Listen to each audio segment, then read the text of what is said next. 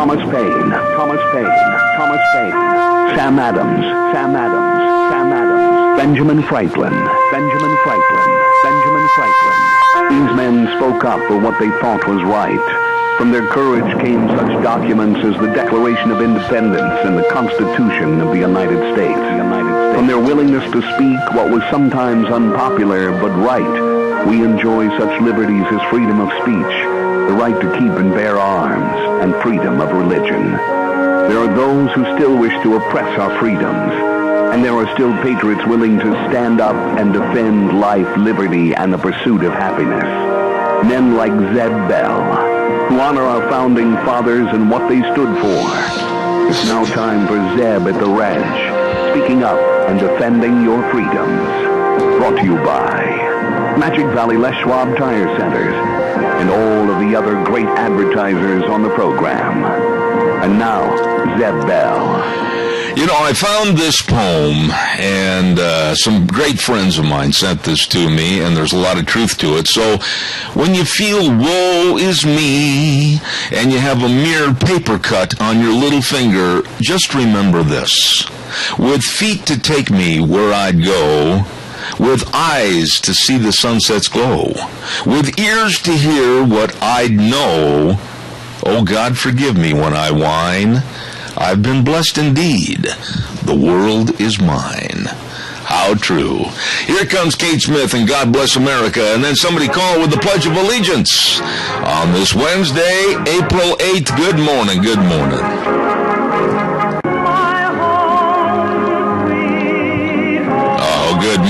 Good morning. Thank you, Wheels. And right now, Zeb at the Ranch, I'm Zeb Bell. In your Magic Valley Les Schwab Tire Centers, our major sponsor, along with a lot of our great advertisers, too.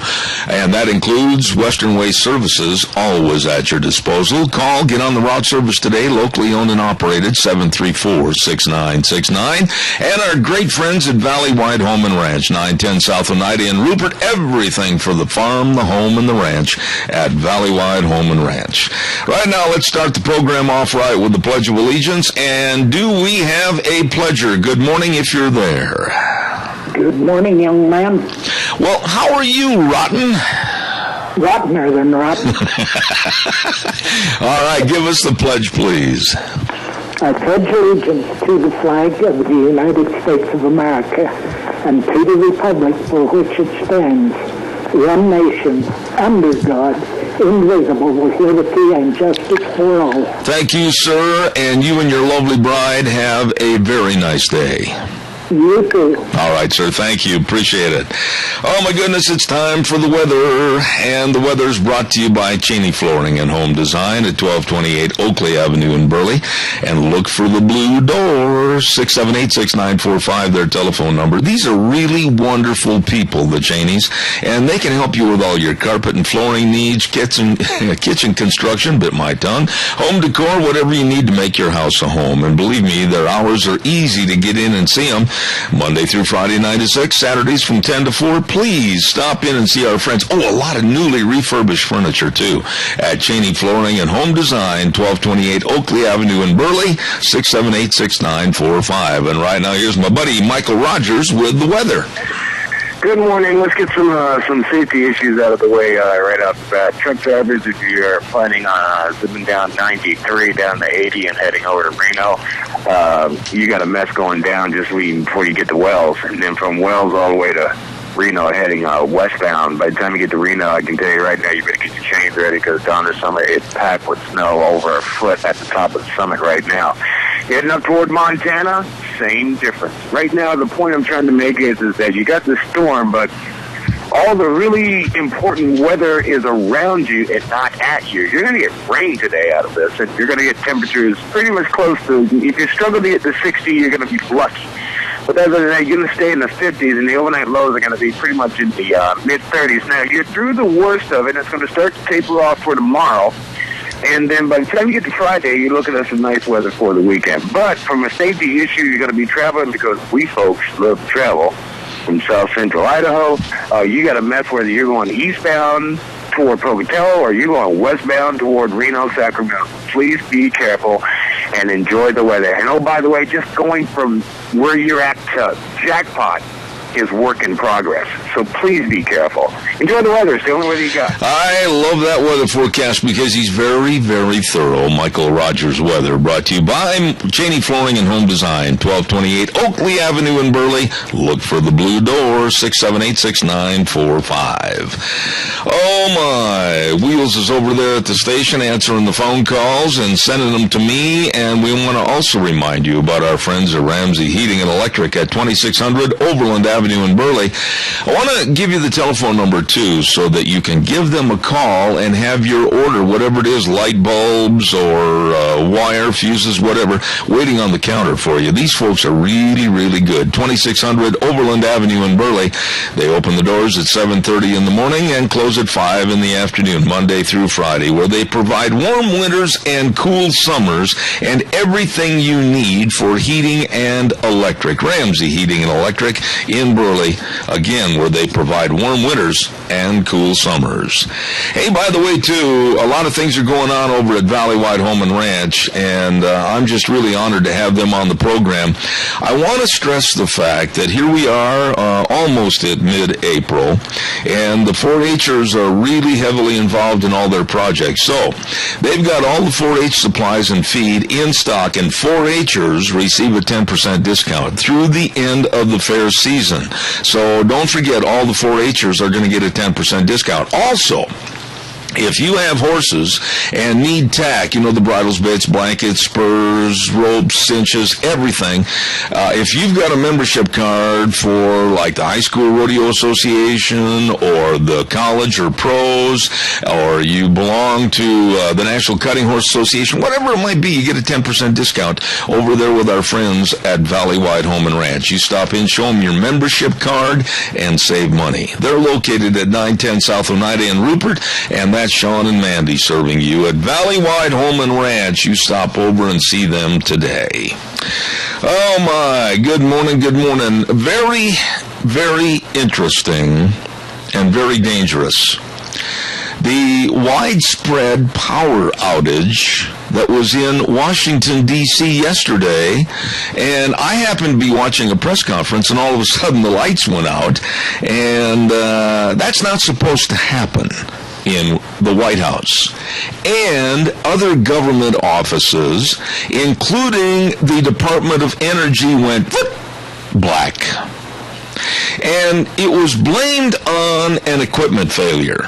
What they said was that a piece of steel, a steel rod, fell on some wires. That was one of the excuses I heard earlier this morning.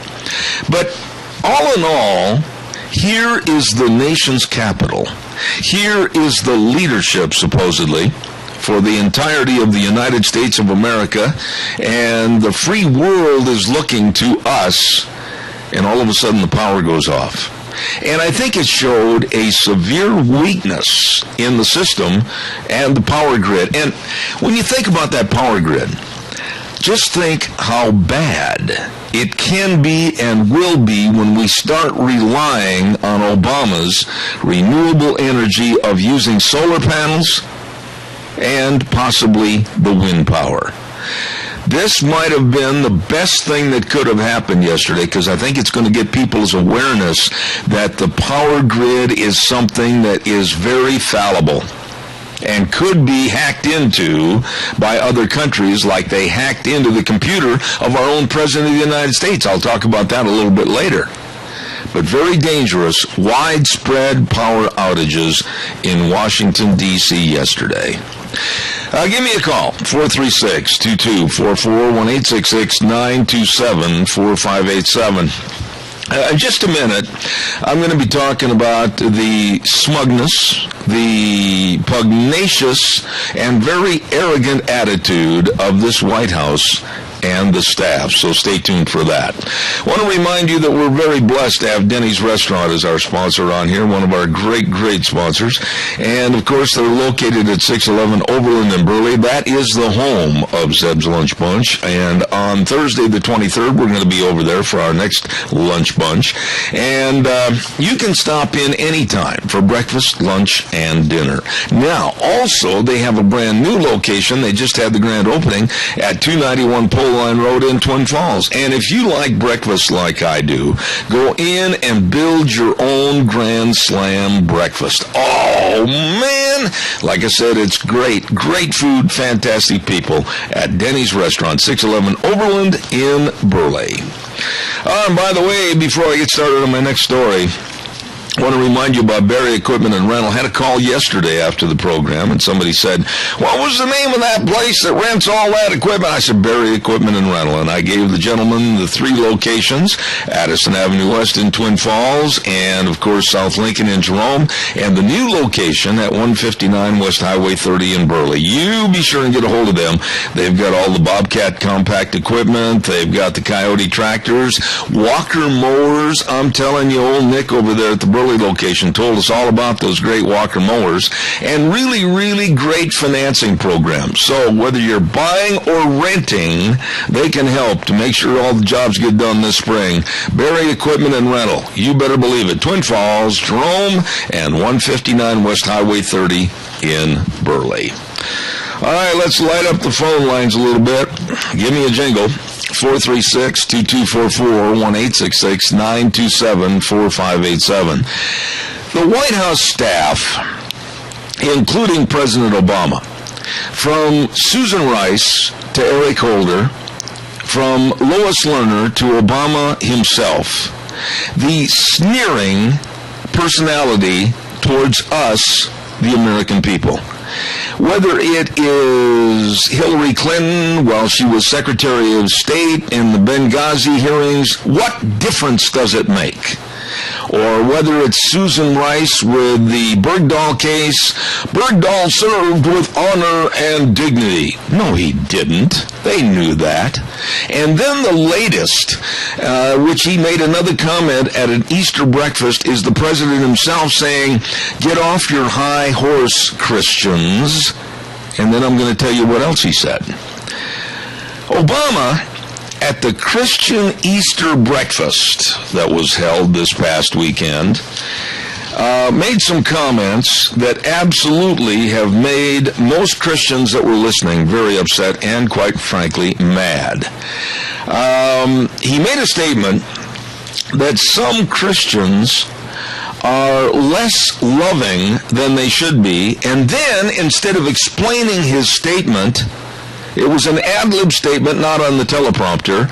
He said, well, I'll explain that at another time. So here he is at a Christian breakfast in the celebration of Easter. And he makes a comment about some Christians less loving than they should be, and then he wouldn't explain it? Well, I'll tell you what I think his feelings were. And then I can almost back it up by a press release that just came out earlier this morning, about 7:05 this morning, Mountain Time. But I believe that he was talking about us Christians that do not believe in the sleaze and the filth that the left and the gays and the lesbians and transgenders are pushing on us. We don't accept it, and then we're called not loving. Well, he made the statement. Here comes the press release that Deanne pulled off the wire this morning. And in this press release that was given to us by some folks back in Washington, D.C., a think tank with the Media Research Center, he said in this report that it's likely that Obama was referring to the controversy surrounding Indiana's religious freedom law, especially after Americans raised over $800,000 in support of the Indiana pizzeria owners who said they would not cater a gay wedding if they were asked due to religious beliefs. And social media exploded in disgust over Obama's criticism. There you go. There it is right there. Lots and lots of people across the United States are absolutely livid. And it says here, at a prayer breakfast with invited Christian leaders, why in the world would Obama say what he said? He just can't help himself. What are your thoughts about this president? What are your thoughts about this pathetic leadership to where with all the Christians that have been killed over in the Middle East, beheadings, shootings. All the Christians in the last couple of days, 148 that were massacred, lined up. Are you Muslim? No, we're Christian. Bang, shot in the face. Why would the President of the United States at an Easter breakfast say something so stupid? Calls are welcome. 436-2244, 1-866-927-4587. Please give me a call. I would love to hear from you. While I'm waiting for your calls that I know are coming in, I also want to remind you about Penetron by Maisie. Penetron soil conditioner with a 21-year proven record of increasing yield and quality of all Idaho crops. I'll be right with you, caller. Speeding germination, reducing crusting, improving stands, stimulating root growth and microbial activity, and building soil structure. And the really fantastic thing about Penetron, it also saves a lot of irrigation water, which means money back to you. You better believe it. Penetron by Maisie has better roots that creates crops that have better roots and reduces the stress for water and nutrients. There you go. So you can actually increase your crop's performance with a proven soil conditioner, Penetron by Maisie. Get the original. Don't get the cheap imitations. Get the good stuff. Contact your crop advisor to obtain Penetron soil conditioner, or you can call Dr. Adrian Arp at 734-2255 for additional information. Caller, good morning. You're on the air. Good morning. I knew I'd needed to make your day. I have turned my crank this morning. Well, in what way, Helen? Well, what do you expect from a damn Muslim? And that, I mean, Obama, he's no more Christian than I am a Jew. Well, you know what? I know you're going to think this is funny coming from me, the hot-tempered German, but I am going to show, I think, a lot of more Christian kindness to them. I'm going to smother them with Christian kindness, and I'm going to keep pointing out their faults, and I'm going to keep bringing attention to what these people are doing within this White House. Whether it's Susan Rice, whether it's Hillary, whether it's Obama, it doesn't make any difference.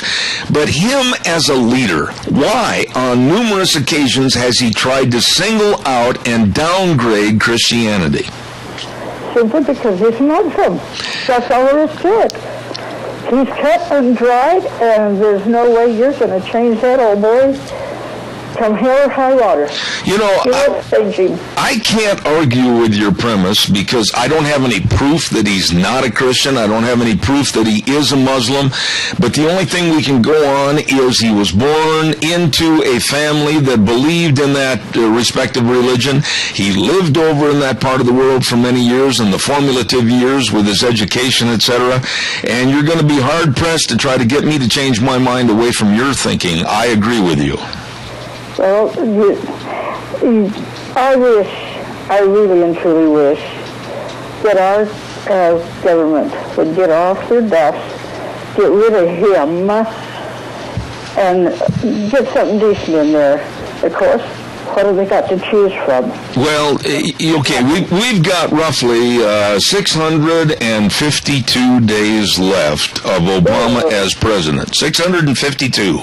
And here's the thing, Helen, and I think you'll agree with me on this. The American public is not standing up. They're not showing that they can have a junkyard dog mentality to get things back towards the Constitution.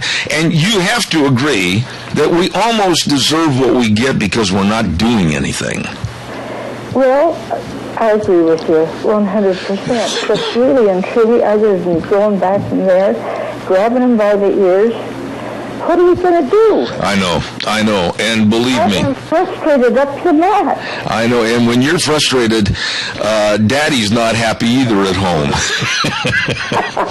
Thanks, Helen. Have a good day. All right, God bless. Thank you very much. Don't forget our buddy Scott Gano and his sprinkler service and landscaping service. And, of course, he's in Paul at 438-2485. If you need your trees properly pruned, popping the peas, all the fruit trees, ornamental trees, shade trees, he can take take care of it. Large, dangerous trees, he can make them into little wimps. Yes, sirree. And all the stumps can be ground out. I mean, this man is good. And if you're thinking about putting a brand new sprinkler system in or revamping the old one, they are the best. How do I know? They put one in for us, and they are excellent. Absolutely. Call them today, 438-2485. Gano Landscaping and Sprinkler Service, serving you. Really, really good, folks. You get a hold of them today. Oh, and by the way, I want to remind you, too, about our friends at Lennox. Ramsey Heating and Electric with Lennox is offering rebates on qualified Lennox home comfort systems. Whether it's a gas furnace or an air conditioner, heat pump, you and your family will enjoy the comfort. Call them at 678-0459. Ramsey Heating and Electric and Lennox, saving you money, also providing warm winters and cool summers. All right, give us a call, 436-2244, 1-866-927-4587. Give us a jingle. What do you think, honestly, of this administration over the last 6 years, with the way that they have treated the American public, the way they've addressed the issues, and they said they were going to be the most transparent administration ever in the history of the United States, and all the facts and all the records and all the press have agreed this is one of the most closed and secretive administrations ever in the history of the United States. And to come out and, I don't know, I guess maybe I'm prejudiced in my feelings against Obama. I don't like the man. I don't like his politics. I've said that openly many, many times. But on occasions, especially at a National Prayer Day breakfast, and then at an Easter breakfast in the honoring of the resurrection of Jesus Christ, the great, big, huge Christian holiday, to come out and slam Christians and then not give any reason or backup for his words. I mean, it's very poor as a speaker to say something and then not back it up or give any historical value or why you did it. And he just kind of threw the hook out there and then walked away from his statement. Very, very poor. What are your thoughts? Give me a call, 436-2244, 1-866-927-4587. While I'm waiting for your call, I also want to remind you, too, about a lovely lady that's going to be on our program later on this morning, and that's Christine Pickup, Doctor of Audiology at Mount Harrison Audiology, and she's located at 1218 9th Street, Unit 2, right behind the Minidoka Hospital, across from the emergency room, and the number to call for a hearing screening. And I had one. I went in there, went through all the tests, and I found out I got a little problem of hearing in my left ear. And so I'm so glad I went over there. And believe me, there are ways to remedy the situation. So why don't you get a hold of her today and call her at 312-0957 and make an appointment at Mount Harrison Audiology and Hearing Aids with Dr. Christine Pickup. Caller, I'll be right with you right after we listen to this good word for the Capital Press Ag Minute. Today's Ag Minute brought to you by the Capital Press, the West Ag Weekly. While harvested hay acres are expected to remain stable across the U.S. in 2015, growers in the West see challenges ahead.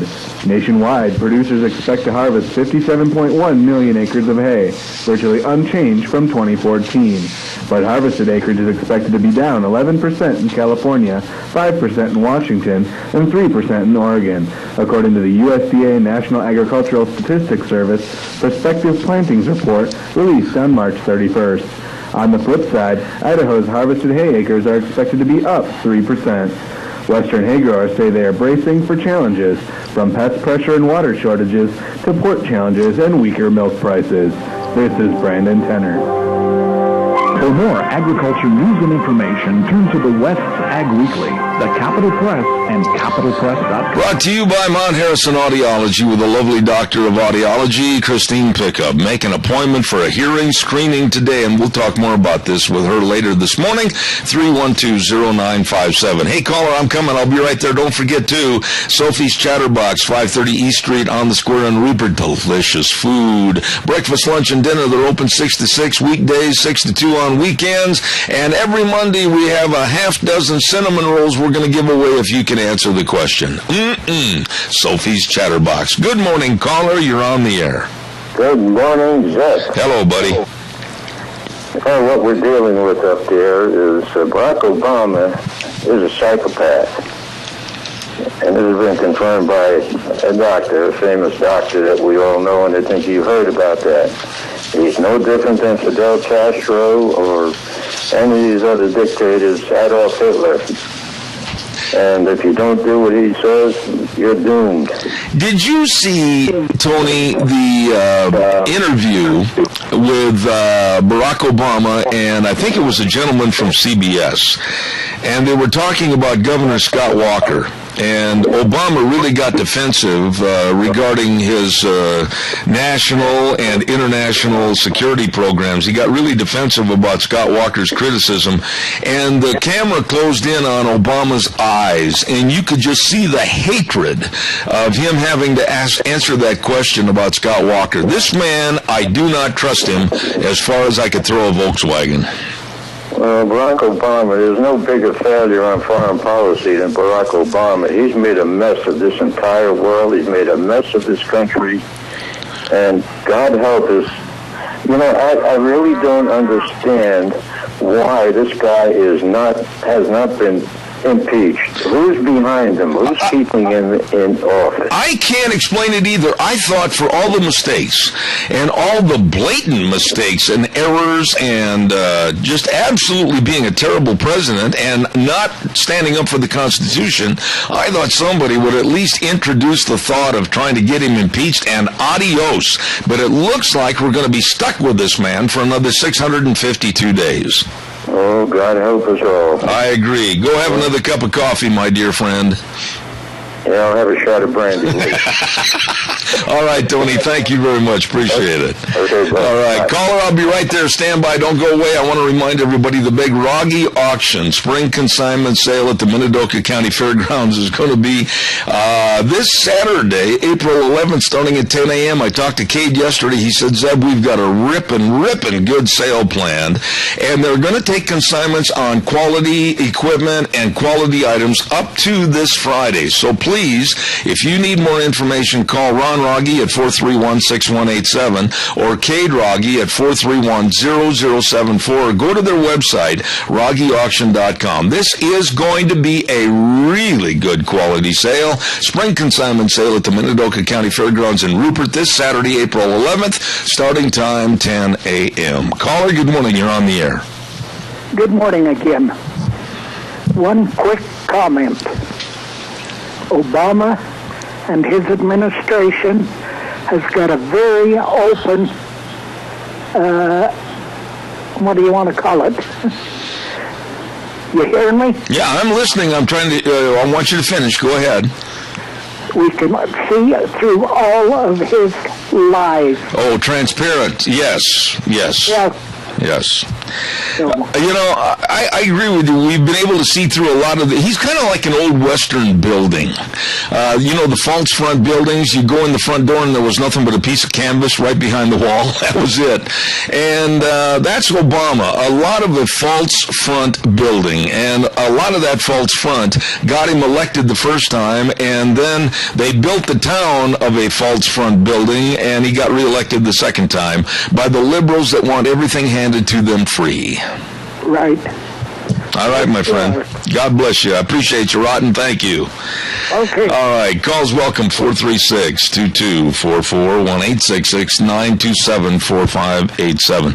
By the way, I'm going to say this, and this is not boasting. This is a fact. I had a gentleman call me on my cell phone yesterday, and by the way, that number I'll give very freely, 312-2976. And his comments were, okay, Zeb, so Bill O'Reilly started this deal about Christianity and how they're being picked on, and you're jumping on the bandwagon. Wait a minute. That's not true. for the last 2 years, and I have the tapes of this program to prove it, I have been on this show and I have been inviting the clergy in general to get up and do something to promote where they stand, because you could see the liberal left trying to take over. I've been doing it for over 2 years. So if anybody jumped on anybody's bandwagon, it was O'Reilly jumping on mine. I led this thing for over 2 years and have asked for clergy members, pastors, bishops, ministers, church leaders to get involved and start fighting back for over 2 years. And all of a sudden now, O'Reilly's jumping on the bandwagon, which is great, which is fine. But I'm not riding on his coattails at all. If anything, he's riding on mine.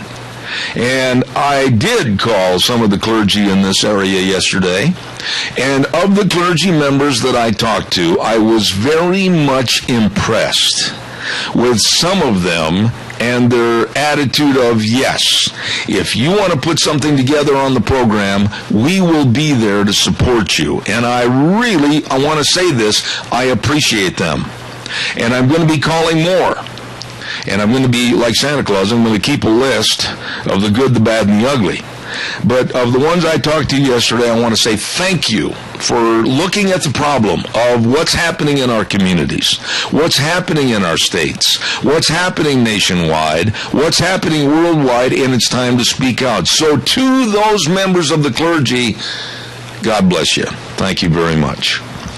Calls are welcome, 436-2244, 1-866-927-4587. I know you're dialing the phone, so I appreciate it. And while I'm waiting for your call, don't forget Streamline Precision. Oh, this is a good company. These are nice people at 120 South, 100 West of Burley, right next to Dot Foods. You can call Tim Vaughn anytime, all the time on that cell phone number, 431-7314. Now, Tim and I got together on the phone the other night, and he said, you know, Zeb, we're talking about all the building we do and all the cement work and everything, but would you tell everybody that we've got the big equipment to handle their dirt hauling? They've got those great big side dump trucks, and bring your dirt right in and put it right where you want it. And also, they've got the big heavy equipment rigs, so that at this time of the year, if you're moving from this field and you're going 20 miles over here or whatever, they can haul all your heavy farm equipment, all the big equipment that you've got.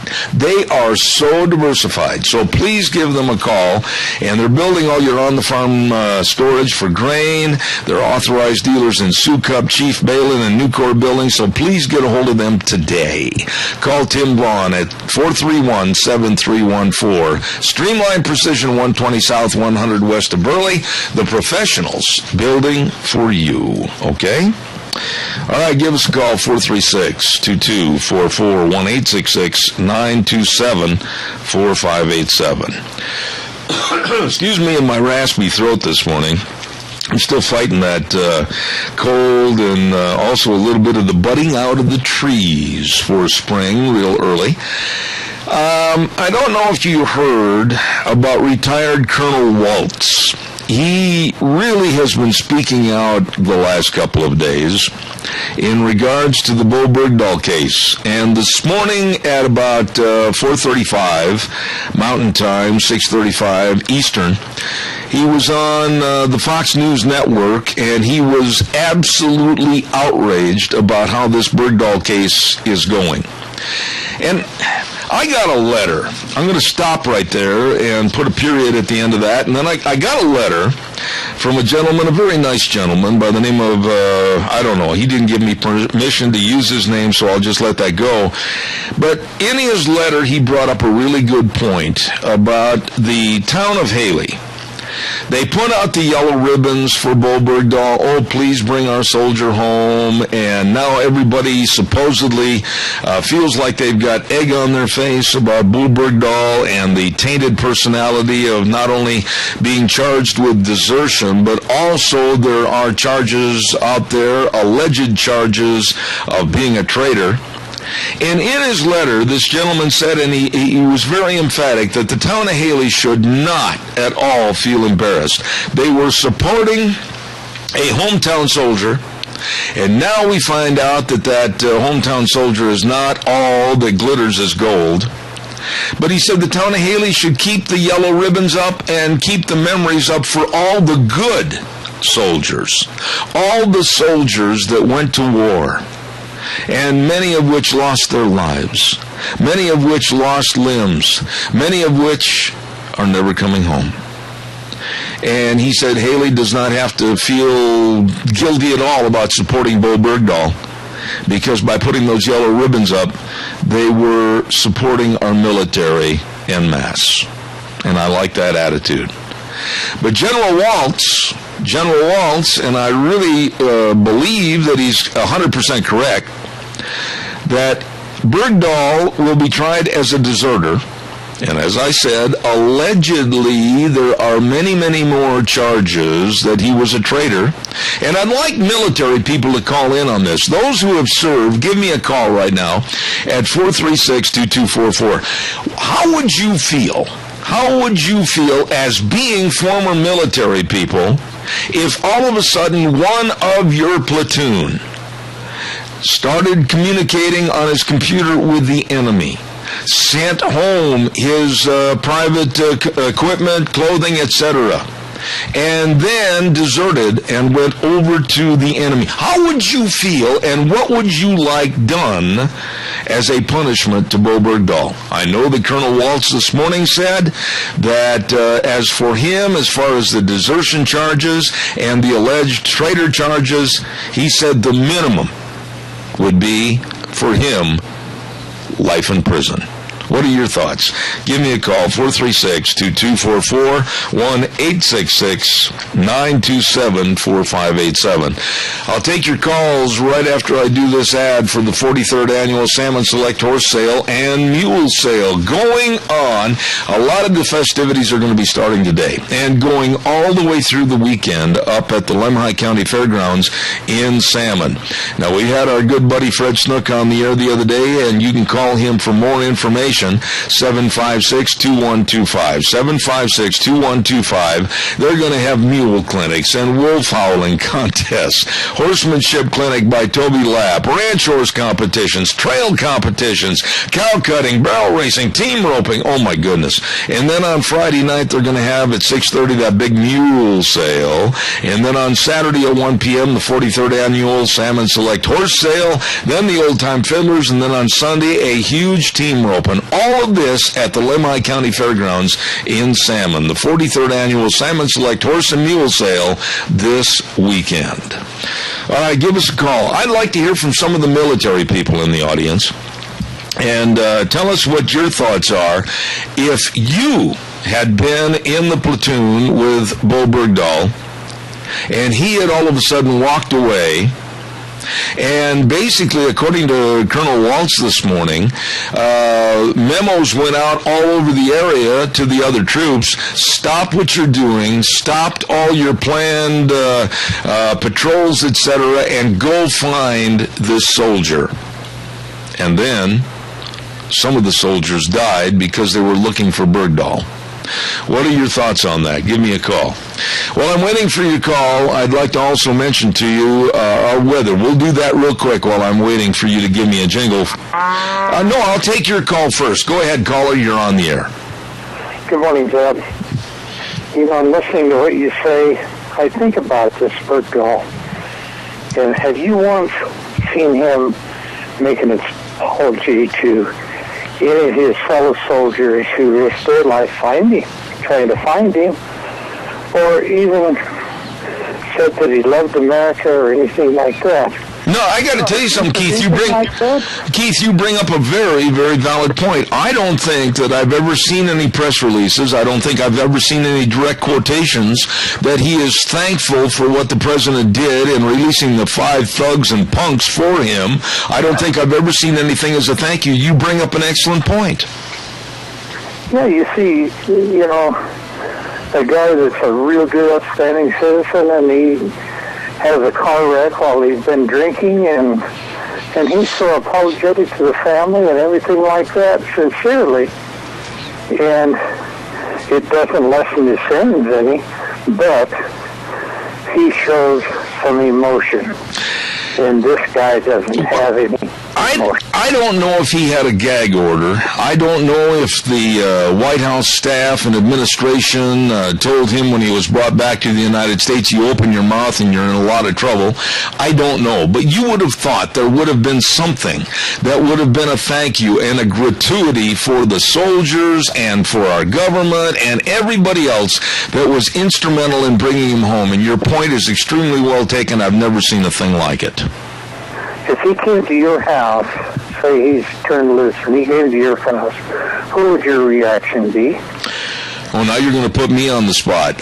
Okay, I'll be very honest with you. If he knocked on the door and said my car broke down and I knew who it was, I would assist him to get out of there because I wouldn't want to socialize, I wouldn't want to visit, but I would help him like I would help everybody else.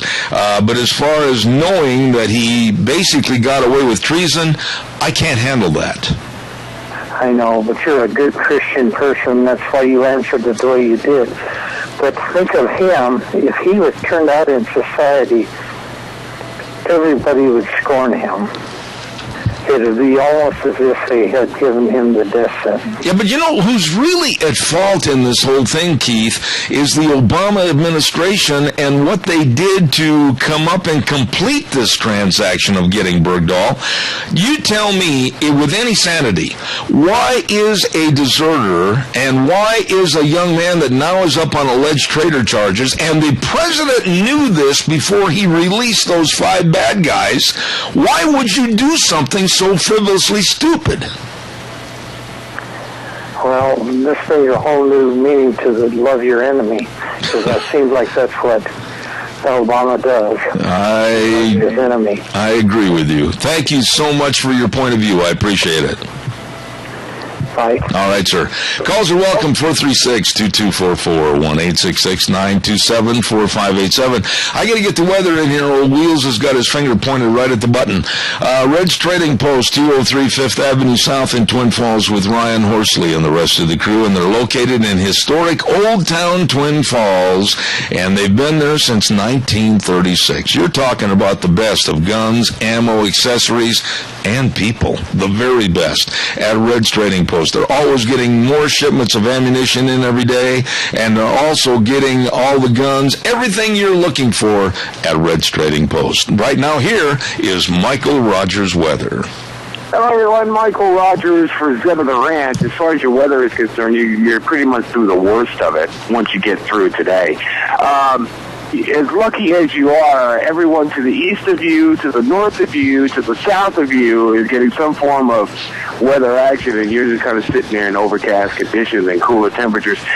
For today, you're going to stay pretty much with rain showers, possible thunderstorms for today, and temperatures will be in the upper 50s. Maybe you struggle to get to the low 60s. Overnight lows will be right around in the middle 30s. Other than that, you'll taper off tomorrow, and by the time you get to Friday, you should have yourself a nice weekend. But right now, the worst of it is what you're going through at this time. And once you get past tomorrow, things will start to change, and we'll have ourselves a nice weekend. Other than that, enjoy the day, enjoy the weather. It's the only weather you got. All right, Michael, thank you. Excellent weather forecast. Appreciate it. Brought to you by Red's Trading Post, 203 5th Avenue South in Twin Falls. Ryan Horsley and the crew serving you, and they'll take a lot of they'll give you top dollar for your used guns, too. Stop in. See them today at Red's Trading Post. Good morning, caller. Good morning, Arnie. Well, neighbor that lives a little bit east of me, how are you? I'm doing all right.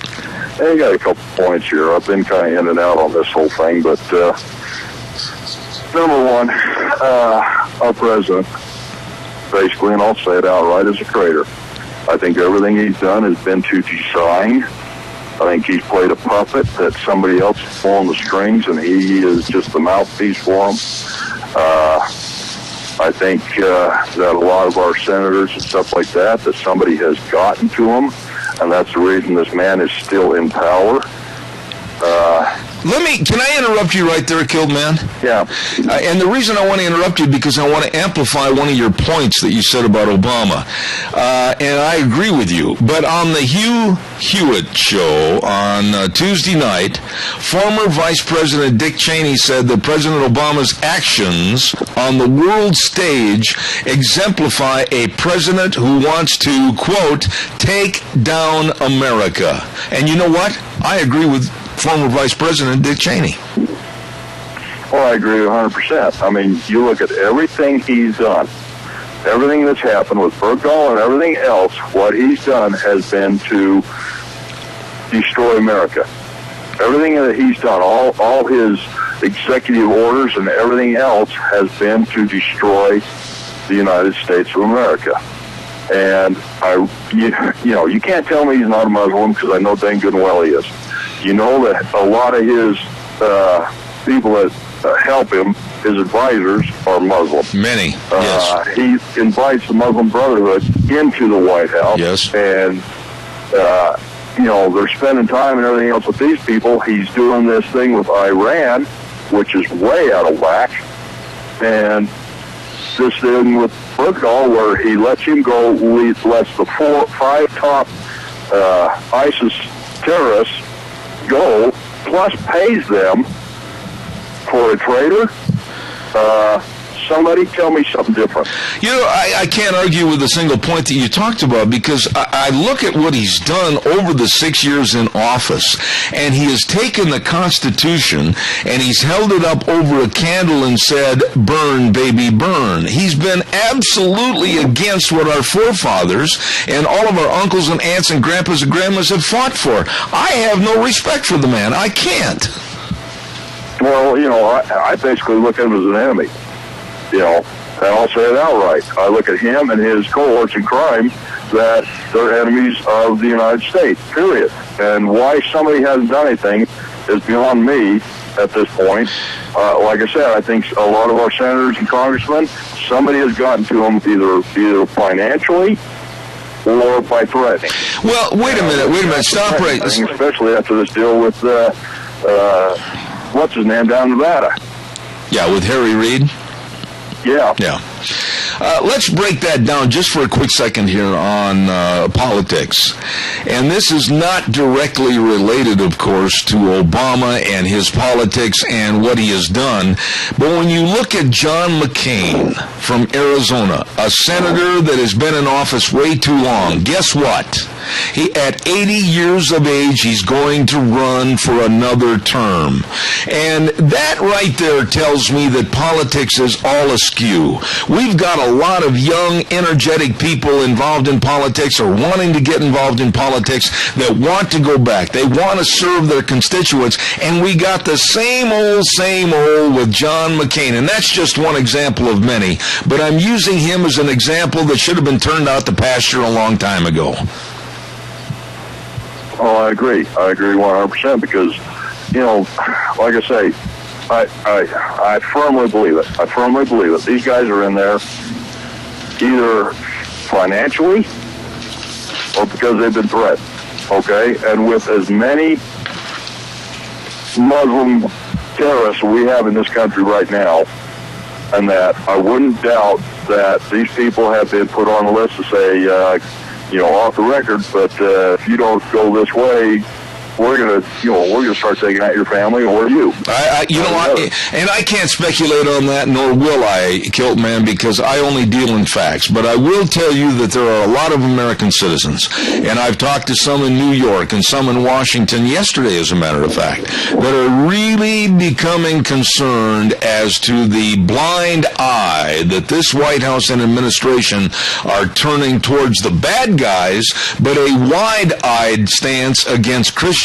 and the good people that are taxpayers. Well, the thing is, what's going on with Congress that this man hasn't been brought up on impeachment charges? I don't know. Why hasn't he been brought up on treason charges? Number one, we can't go with the Justice Department because they're crooked as all get out anyway. They're in his back pocket. But somebody needs to be able to do something. I just don't know who it is to get this thing done. And why Congress hasn't brought him up on impeachment period. And why this man's even here, because there's no, there's still questions whether he's even a citizen. I know, but that will be always laughed at and scoffed at by those that consider themselves the elitist.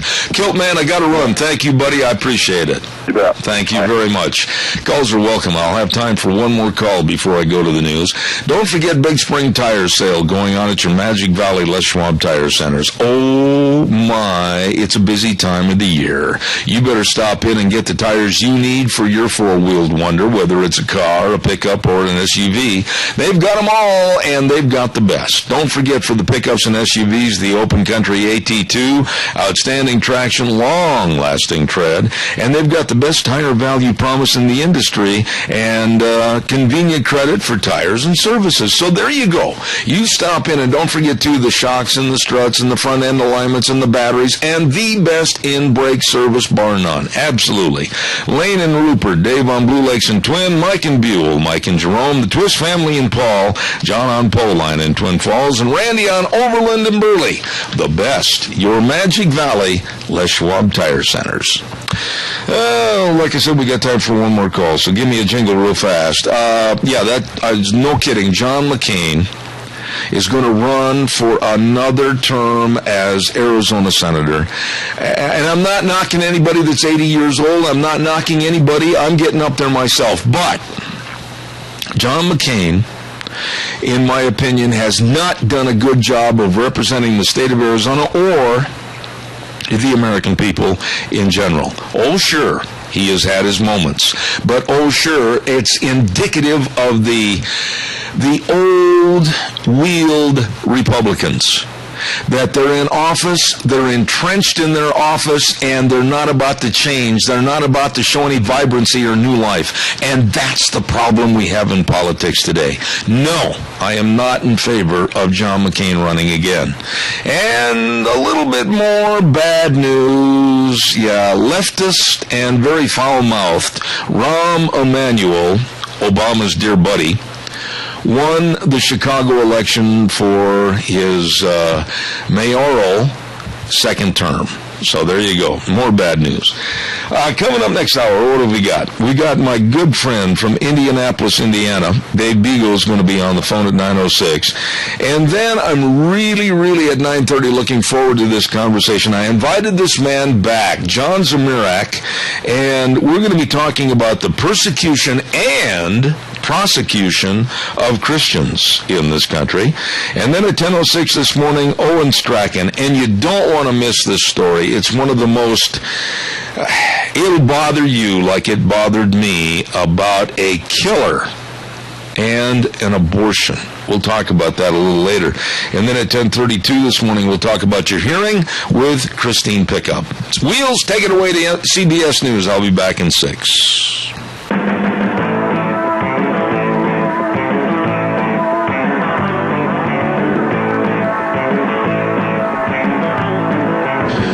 Welcome back.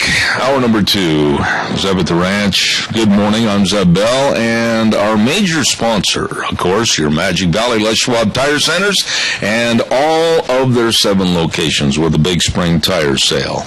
Don't forget, too, we also want to say thank you to Valley Wide Home and Ranch, 910 South Oneida in Rupert. Everything for the farm, the home, and the ranch. Everything at Valley Wide. You stop in and see them today. And, of course, our friends at Western Waste Services.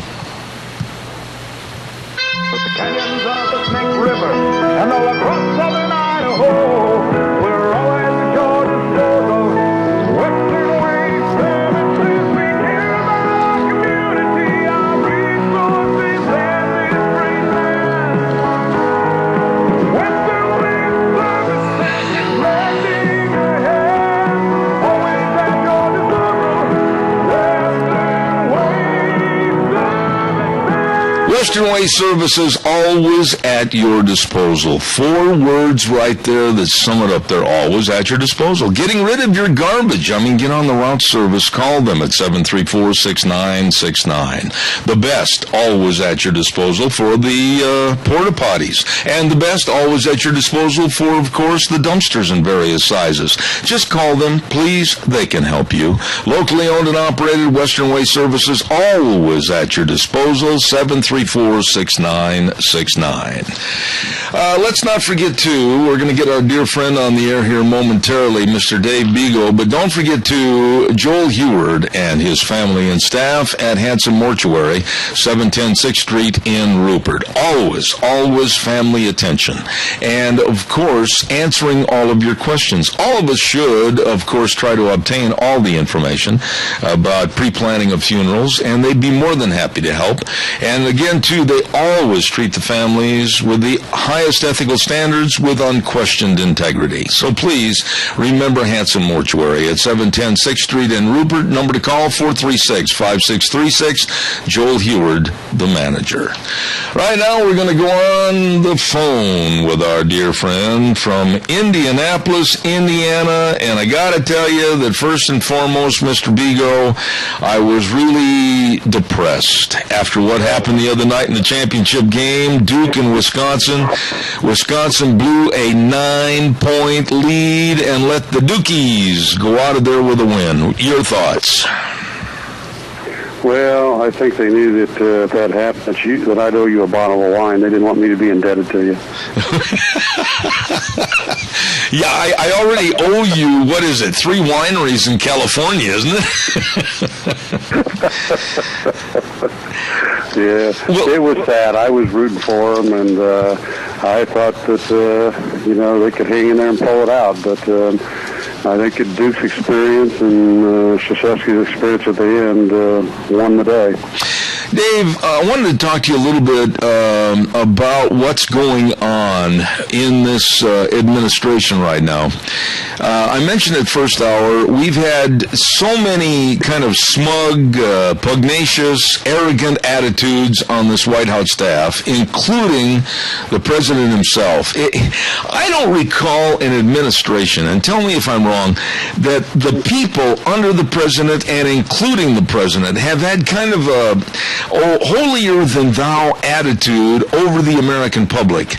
And it's just the way they answer questions and the way they don't answer questions, like Susan Rice and Hillary when she was Secretary of State, and Obama himself, I mean, basically looking at an audience at a prayer breakfast a couple of months ago saying that get off your high horse, Christians, and then at an Easter breakfast just the other day saying that some Christians are less loving than they care to be or want to show. I mean, what's going on with this administration playing better than thee? Playing what, Zeb? Are you there? Zeb? Yeah, did I lose you on that last sentence? Oh, I said, what's going on with this administration in the remaining 2 years to where they've got a personality that they're so much better than everyone else? Well, Zev, we've talked about this before, and I write about it in my blogs, and, I think they've always been like this. This is who they are. This is, their agenda, and they don't want to help America. They want to divide America and bring America down. And everything they do is geared towards that. And, it's whether it's pitting races against races, and or whether it's the economy or it's business against employees. The list can go on and on and on. And the bottom line is, Zeb, and I know people get tired of hearing me say this, that I'm a broken record, but I saw this with the union bosses that I fought and beat and other ones that I've had to negotiate with, and they're just arrogant. They think that they know better than everybody else and their way or the highway. And this president is a product of that group. What did you think, Dave, of the comment that was made on the Hugh Hewitt show with former Vice President Dick Cheney when he was asked about Obama and his actions as president, and Dick Cheney simply said that he believes he's a president who wants to, quote, take America down? Oh, I agree with him 100%, and I think that's, I've said that many times. He subscribes to Saul Alinsky tactics, and, he is trying to do everything he can, and, we've talked about this, I think, before, too, is when you look at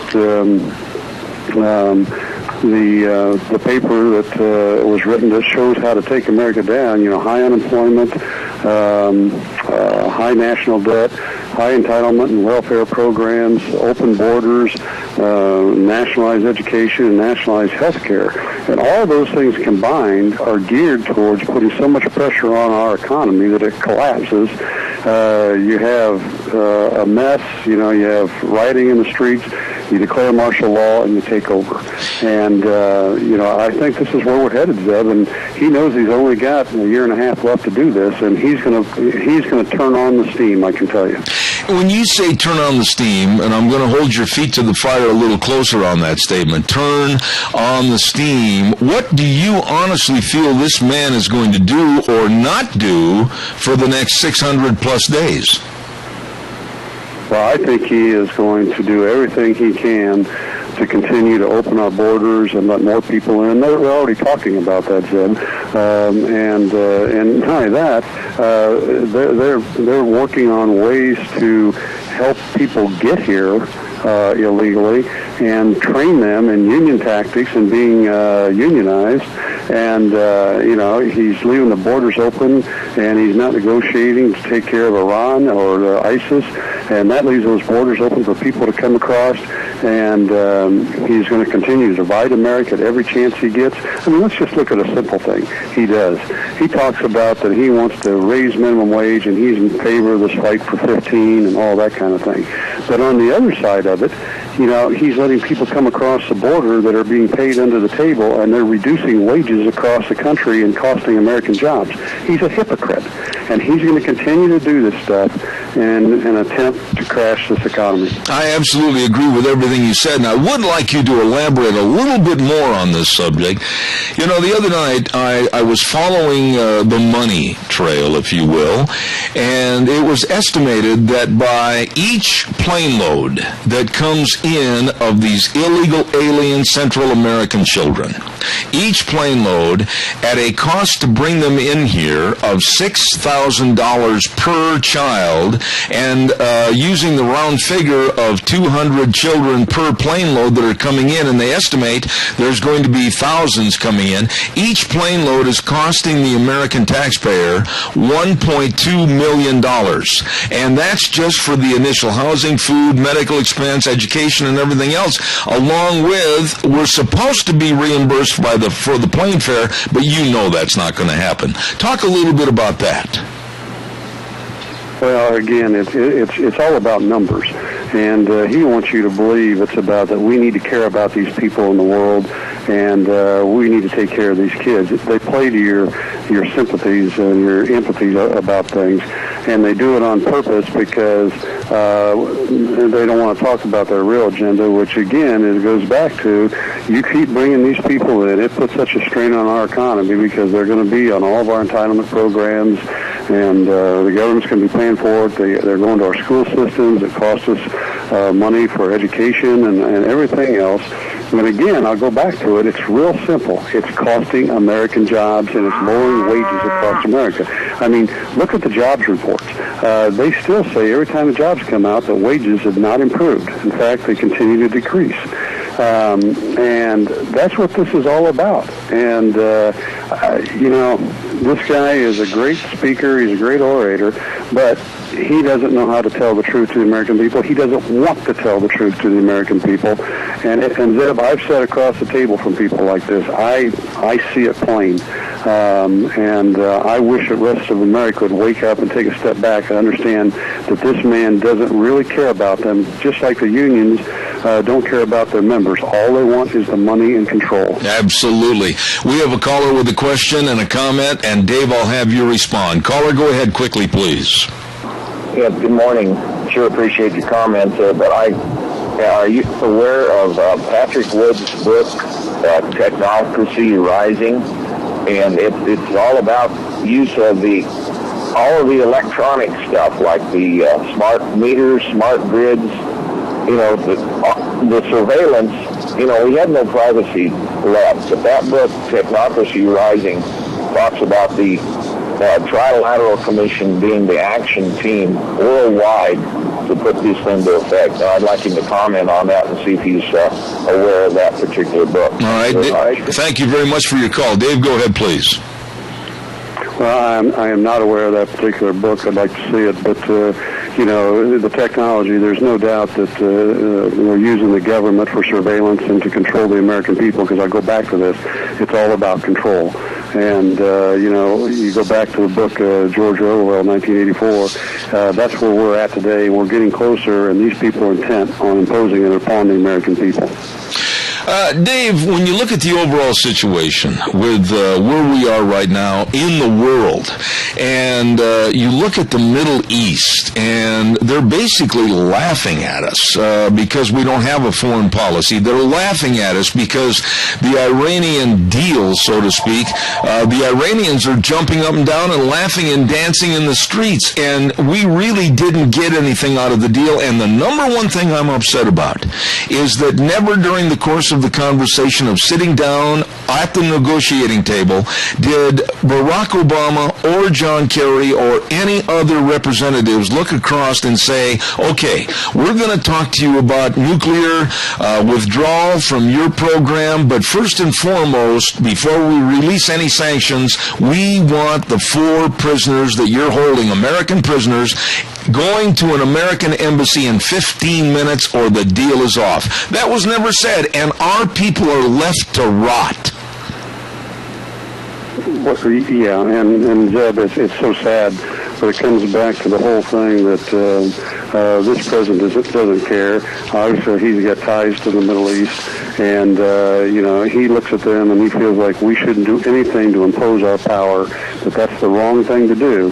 He can impose his power on the American people. He has no problem with it, but he's not going to do it on people that he sympathizes with in the Middle East, because he thinks America has been wrong over the past 50, 60 years in imposing their global power over everybody else. And what he really wants is, and these people do too, is they want a totalitarian world, a socialistic world, where just a few people around the world, including him from this country, to control the world. Dave, I've got to ask you about the Bergdahl situation. This thing is getting bigger and bigger. It's like a cancerous amoebic cell. It's encroaching on everything else. And this morning I listened to retired Colonel Waltz talking about the Bergdahl situation and about the soldiers in that area of Afghanistan. When they knew that Bergdahl was gone, everybody put a halt on their missions, and they told everybody to go find him, and then, of course, some soldiers lost their lives. And Colonel Waltz said this morning that with the charges of desertion and possibly the alleged charges of being a traitor, that he would like to see Bergdahl spend the rest of his life in prison. What are your thoughts about this? Well, obviously they know what the details are, and I agree with them. If this guy did what they said he did, then that's what he needs to do.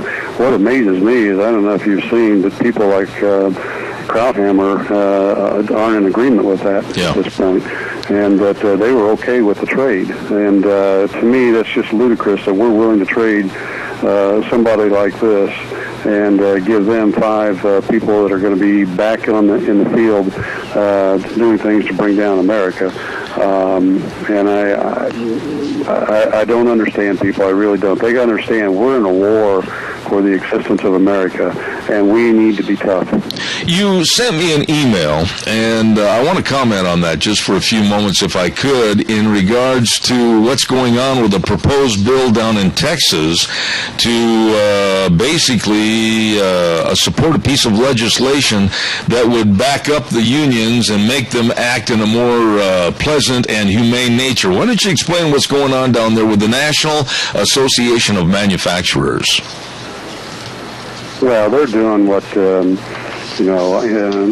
other states, and I've been trying to get done here in Indiana. We're a right-to-work state, but the problem is, even in right-to-work states, is that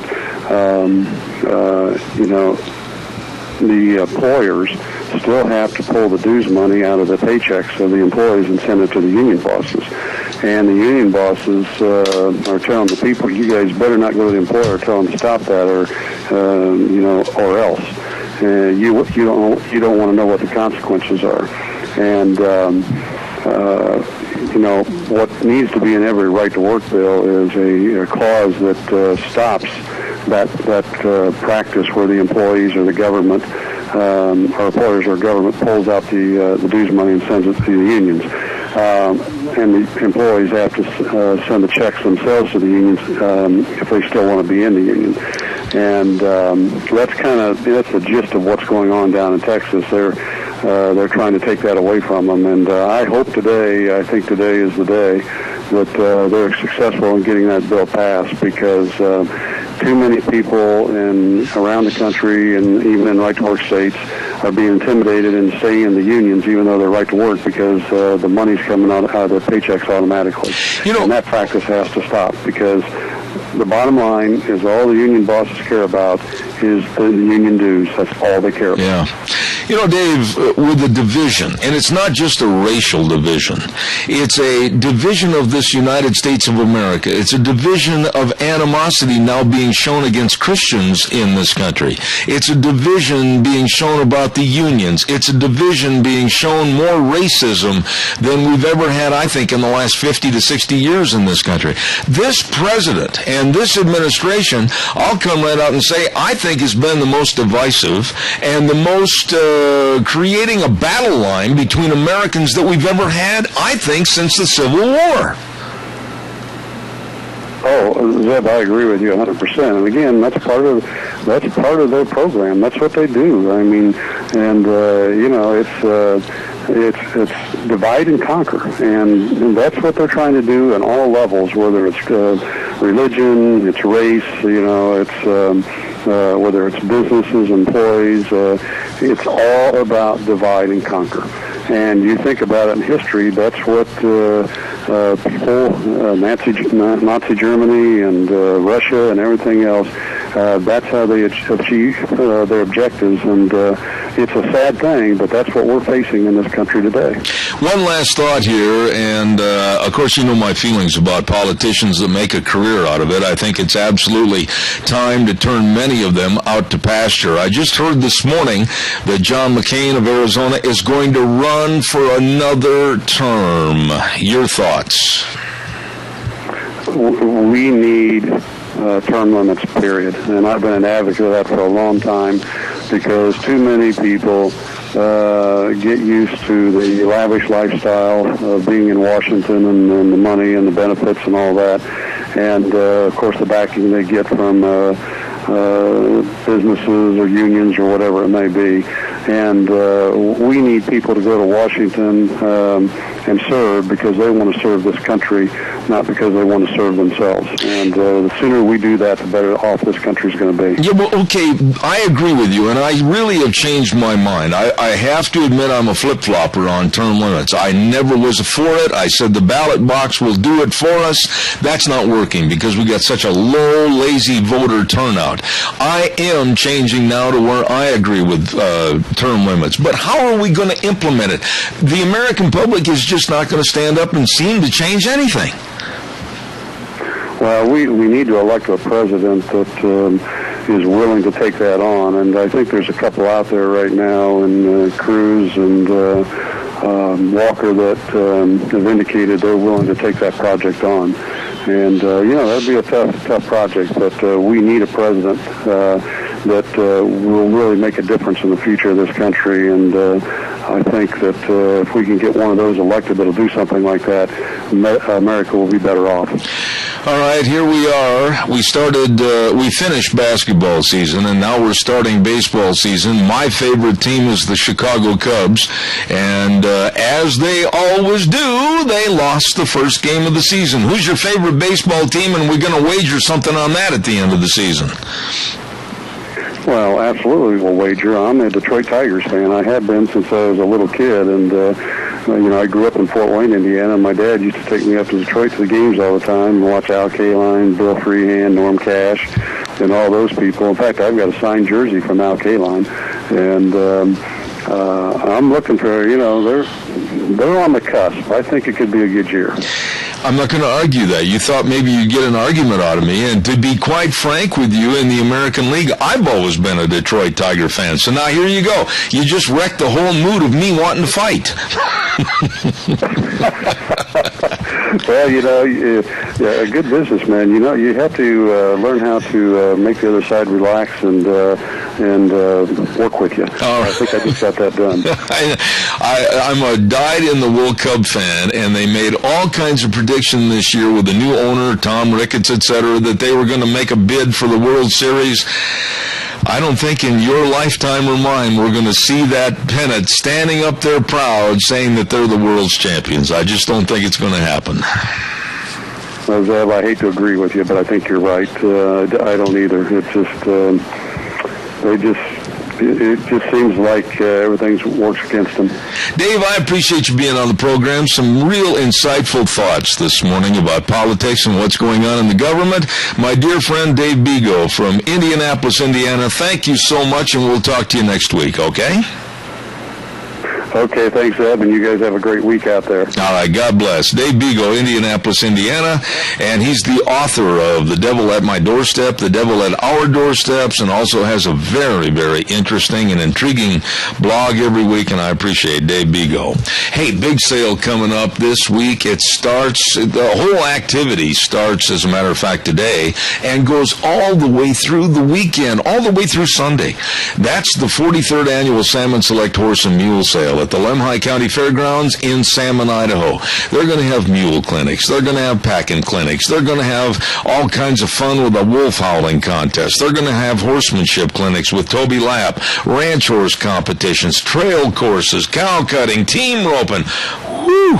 All of this, along with Friday night at 6:30, a great big huge mule sale. And then at 1 o'clock on the next day, Saturday, the great big 43rd Annual Salmon Select Horse Sale. And then on Sunday, a great big team roping. I mean, it's all there. At the Lemhi County Fairgrounds in Salmon this week, it's the 43rd Annual Salmon Select Horse and Mule Sale. Don't you miss it. We're going to have our next guest on the phone in just a few moments. Stand by. Wheels will have them ready for me, but I want to remind you, too, about Let's Ride, Highway 24 between Rupert and Heyburn. Don't you forget the number to call, 436-4771. And I want to stress to you that they've got all your ATVs over at Let's Ride. You open the showroom door and look from left to right, right to left, down the middle, over to the side. I mean, all kinds of ATVs for you. Stop in and pick out some that are just what you need. And they got the Can-Am ATV side-by-sides, rebates for this year, 2015, and a very, very good service department, too. And if you haven't taken your ATVs in there yet to be serviced for this spring and summer, do it now. Call them at 436-4771.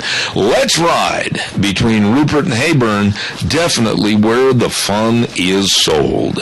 Also, real quick, for your life insurance, health insurance, retirement planning, and employee benefits, don't forget all of your coverage needs. It's Cameron and Siemens Insurance, Highway 24 in Rupert. Number to call, 436-4424. That number again for an appointment, 436-4424. Dean and Todd, very accessible and devoted to serving you. Cameron and Siemens Insurance. You call them today. Let's go to the phone lines right now. And with us and backed by popular demand, mine, I'd like to say good morning to John, and I messed his name up the last time. I got to try it again to get it right tonight. John Zamirak, how are you? John, we're having an awful time hearing you. Are you on a cell phone right there? It's not coming through. And can you hear me? There you go, John. I can hear you now. There you are. Good morning, sir. This is Damon. Oh, okay, Damon. What happened to our guest? I have tried calling him about 3-4 times, and he is not answering, would you have a backup phone for that? They only gave me the one numbers, Wheels. I appreciate that. So I will have Deanne call another office number that I will not give over the air. But if you'll keep trying to call him, I'd appreciate that, okay? I will, sir. All right. Thank you very much. We'll try to reach him. Sometimes this happens. People forget that they're scheduled for a certain time. And the biggest problem we have is they forget the different time zones.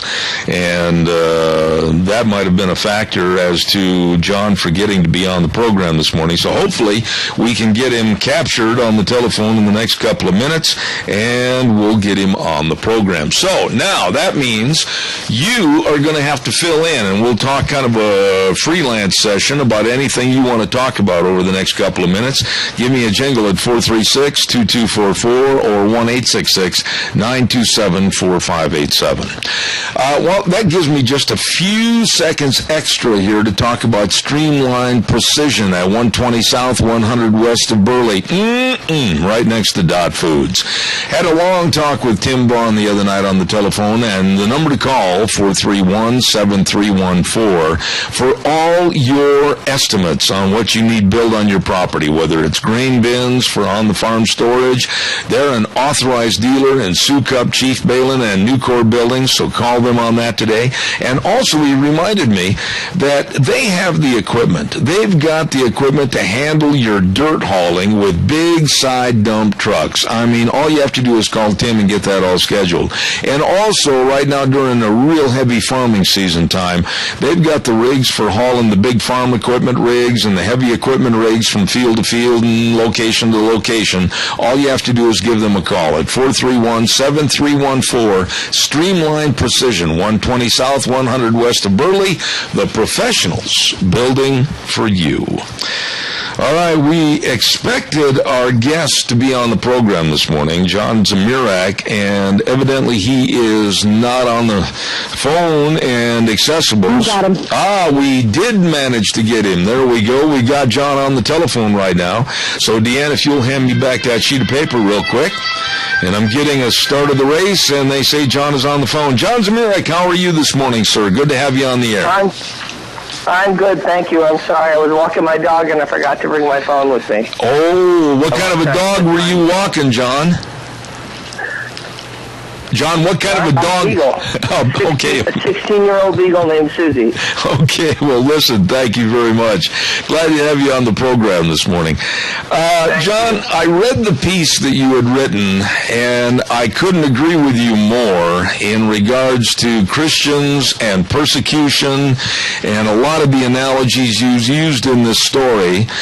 We're called bigots, we're called Neanderthals, etc., and along with the persecution of Christians, it's already in this country also turning into the prosecution of Christians and our beliefs.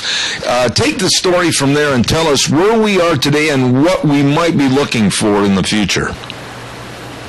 Well, in the article I published at thestream.org called Gay Totalitarianism and the Coming Persecution of Christians, I was outlining the many ways in which the gay activists and their many allies in corporate America and political America are trying to make the expression of simple apostolic Christianity, including the sexual ethics that the church has had since St. Paul, all the way through Protestant, Catholic, Orthodox, everyone has agreed upon, and in fact, which most societies through history, most pagan societies, have agreed that marriage is between a man and a woman for the sake of the children.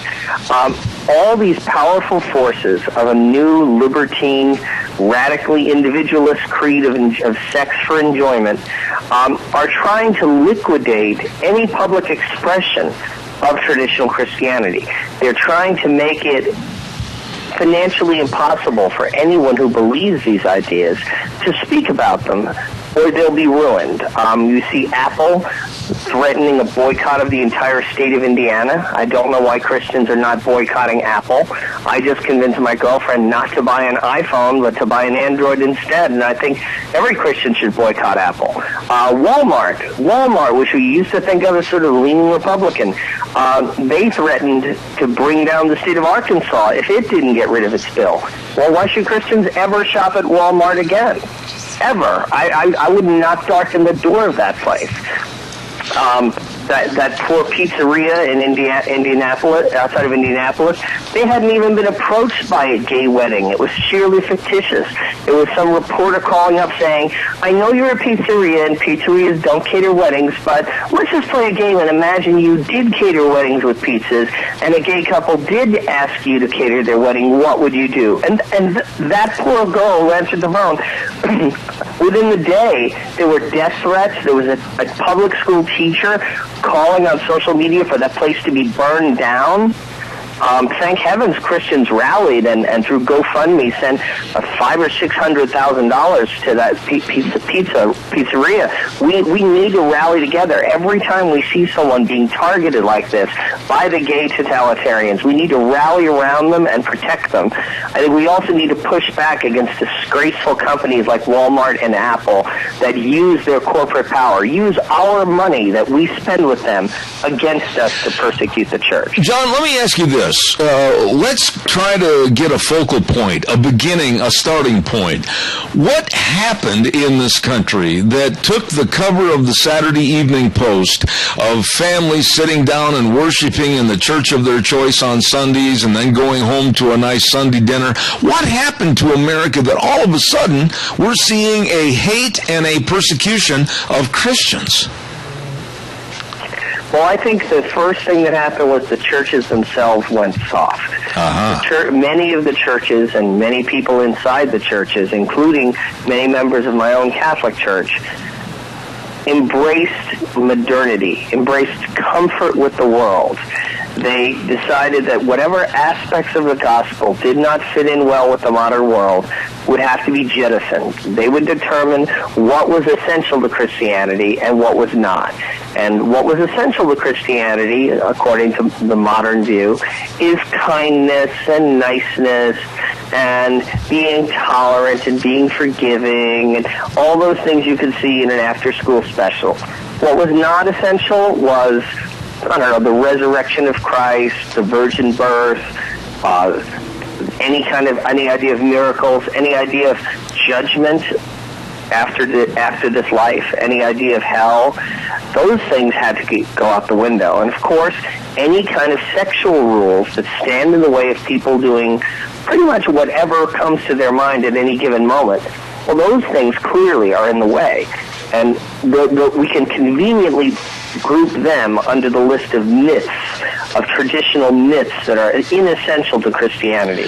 We can throw them over the side, so Christian sexual ethics, we can say, are no more essential to Christianity than the number of nails used to build Jonah's Ark. And if you cling to those things, if you cling to those traditional beliefs, it's just because you're hateful. It's just because you want to look down on other people. So basically, Christians are being equated with the Pharisees. I've got a phone call with a question, but I'm going to ask the caller to have patience for a moment. John, give me a short answer on this. And we can see this going all the way to the top with the Obama administration and Obama himself with jaded remarks against Christianity at the National Prayer Breakfast and again just the other day at the Easter Breakfast against Christianity. I mean, this seems to be coming right from the top down. Well, in fact, I'm about to publish a column on that at thestream.org about Obama at Easter. I think he's doing a victory dance. I think the gay lobby feels like it's won. The Supreme Court is going to override the democratic wishes of voters in 50 states and force gay marriage down our throat. So he is joining the gay lobby in doing a preemptive attack on the remaining Christians of America. We have a caller with a question, and caller, go ahead and make your comment, please. Yes, here let me give you a scenario of let's say a gay boy on a playground being bullied by a bully. Well, this is how I feel, that the gays gang up and are bullying the Christians. I feel bullied. I'm angry and upset, and if we really want to change things in the world, we can't allow a boy that's Christian carrying people, even if you aren't Christian, if you're just an American who has some principles, We can't allow the void to be there because what fills it is something we don't like. And I'll hang up. All right, I appreciate that. John, go ahead and respond, please. I think anger is appropriate, but we have to direct the anger correctly. We can't direct the anger at just ordinary people who happen to be gay. They're not necessarily doing anything to harm anyone. We need to direct our anger at companies like Apple and Walmart, politicians like Obama, who are trying to restrict our religious freedom and pervert our institutions. We need to pray for gay people. We need to pray for our political enemies, like Obama, like Apple, like Walmart. But we also need to be strong and realize that we're going to have to suffer a bit. We're going to have to carry the cross. The position of Christians in this country is not going to be comfortable for the foreseeable future. John, when you look at what's happening, and I know in your article that I'm holding here in my hands, you go way back to, of course, prior to the Nazis and going back into the 1790s about the slaughtering of Christians, etc. And you make an inference in this piece, and quite frankly, I can't dispute it, that we might be seeing those kinds of persecutions come up again in the 2000s, 2015 forward. What are your thoughts on that? Well, you know, I think many of your listeners might know about that Christian homeschooling family in Germany where the government took their custody of their kid away because homeschooling is against the law in Germany. And the European Court of Human Rights upheld it. And when that family tried to come to America for political asylum, Obama turned them down. So Obama made it clear he agrees with the government taking away people's children because their religious beliefs are unacceptable to the government. I don't think he thinks he can get away with it yet, but who would have thought 5 years ago that pizzerias in Indiana couldn't stay open if they didn't approve of gay marriage? Things are getting uglier faster. The hostility to Christian beliefs is ratcheting up and getting stronger and stronger. Unless they feel a powerful political pushback soon, they're going to feel like they can get away with anything. And literally, you know, your custody of your own children might not be safe. That sounds crazy, but who would have thought 10 years ago that the Boy Scouts of America would be bullied into changing their position? Yeah, absolutely. Absolutely. Look back. Look how quickly things have gotten bad. And remember, they can keep getting worse, and they can get worse even faster unless we push back hard and now. Now, right there, though, John, there are a lot of listeners that are probably saying, okay, pushback, what are you talking about? As Christians, we're supposed to turn the other cheek. Well, my feeling on that, let me give you my standing on that. A good friend of mine said a long time ago, I've only got two cheeks, and if I turn them each once, then that's it. Then you're on your own. Look out. And I feel like he does. I think Christianity is using the turn the other cheek as an excuse not to be proactive. Your thoughts? Yeah, you don't have the right to turn the other cheek on behalf of an innocent third party. If someone's trying to kill your child, you have no right to turn the other cheek. If Muslims are invading your country and killing innocent Christians, you have no right to turn the other cheek. That's cowardice. The church has never taught that. There have been Christian soldiers, Christian police officers since their days of the apostles. No, nobody ever said Christians have to be pacifists. In fact, you can't be a pacifist. If someone like Hitler or Stalin is invading your country, you have no right to be a pacifist. That's un-Christian. Well, right now, as they are ratcheting up a persecution of Christians, we owe it. We owe a debt of protection to the next generation to preserve religious and political freedom for their sake, and if necessary, to pay the price. I think there needs to be massive Christian civil disobedience. We need to find one Republican presidential candidate who's willing to speak up for us, rally behind him. We need a spokesman. We need a movement. We're not safe right now. We can't just go along to get along because we will end up wearing little Christian badges and living in Christian ghettos. John, already it's happened in Canada, and there are many people that say it is just around the corner from happening here in the United States, that the Bible, that was written when holy men of God spoke as they were moved by the Holy Ghost, the Bible is being looked at and treated as hate speech. What are your thoughts about how far we are from the actual erasing and editorializing of the Bible and eliminating some of the passages? Oh, I think we're pretty close. As you said, there have been preachers and priests arrested in Canada simply for reading aloud from sections of the Bible that are considered offensive. And it's really ironic that the same thing wouldn't happen if they were reading from sections of the Quran, which are much more aggressive and talk about conquering and killing people. It's a matter of political power. We need to pray like Christians, but we need to fight like Muslims in a sense. We need to be ready to push back hard politically, economically, in just about every sphere we can within the law. We need to make life miserable for our enemies. These are not opponents. These are enemies. They're like Roman soldiers gathering Christians to bring them to the lions in the Colosseum. Okay, but it's not there is no peaceful, calm, friendly coexistence possible with people who want to persecute the church. There was and I'm sure you saw this, John, it was in all the papers by a syndicated cartoonist, Mike Lukovich, and it happened a couple of weeks ago. And on the one side of the cartoon, it's an A and B type cartoon, you see a man wearing a Ku Klux Klan sheet over his head. In the next scene, you see a piece of paper that says Religious Freedom Bill, and the caption of the cartoon says, which sheet best hides bigotry? So it looks like already on a national level with the media, Christians, they just basically can't get out from underneath the veil of being called hate mongers and bigots. That's right, and what happens to hate mongers and bigots? Their schools lose their tax-exempt status, which means they have to close. Their children sometimes get taken away from their custody. They lose the right to free speech. They can be fired from their jobs. I think we're already at the point of the beginning of active persecution. Remember that Hitler prepared the way for the Holocaust by boycotting Jewish businesses.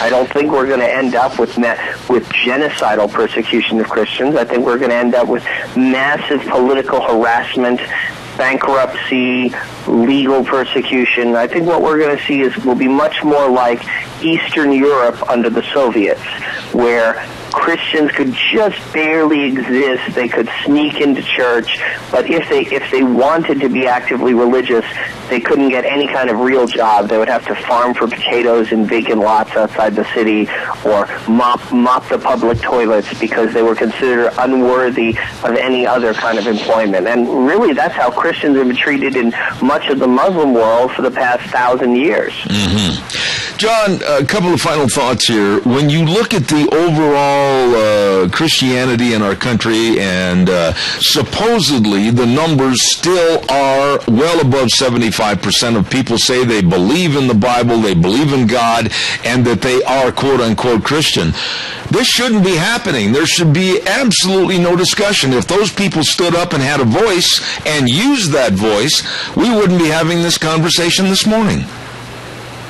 Well, those people have to reject when some of their leaders have sold out. I mean, you see the Episcopal Church and now the Presbyterian Church USA are going to be performing gay marriages. Well, I guess they won't be leading the fight for religious freedom. There's a bishop in Metuchen, New Jersey, a Catholic bishop, who fired a teacher from a Catholic high school for writing remarks against gay marriage on Facebook. If the church leaders are on the enemy side, really, what chance do we have? So we have to make it clear first and foremost to the leaders of our churches, we want you to speak out in defense of the Bible and the traditional Christian doctrine. And if you don't, we will vote with our feet and go to other churches. We will stop giving you money on the collection plate. You can go find a real job. We're going to find a real church. First and foremost, we need to purge our church leadership of traitors in our midst. And then we need to gather together as a strong political movement in self-defense, and I think push for a constitutional amendment defining marriage as between a man and a woman. I agree. I know this next election is going to play a big part as to whether or not liberalism continues its onslaught in American society. Your thoughts about the 2016 election? A lot of that is going to go back to the good old moral values of America and also our Constitution. What are your thoughts about what we're looking for as far as a candidate that might lead us out of these problems?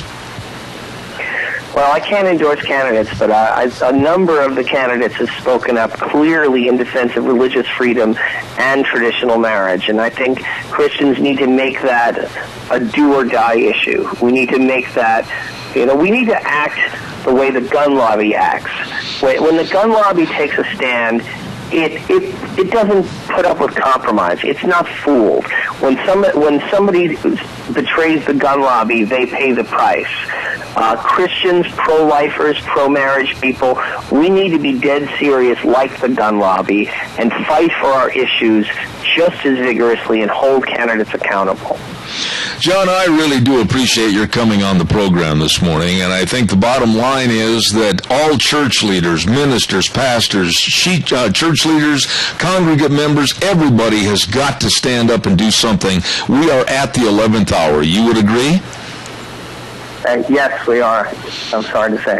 All right, John, please come back in the future. I really enjoyed that piece that you wrote, and I'll have you back.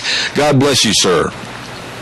Thank you. You too. All right, sir. John Zmirak, and absolutely an excellent piece regarding the downfall of Christianity in this country and what needs to be done to fight back, and heavy emphasis on the word fight back.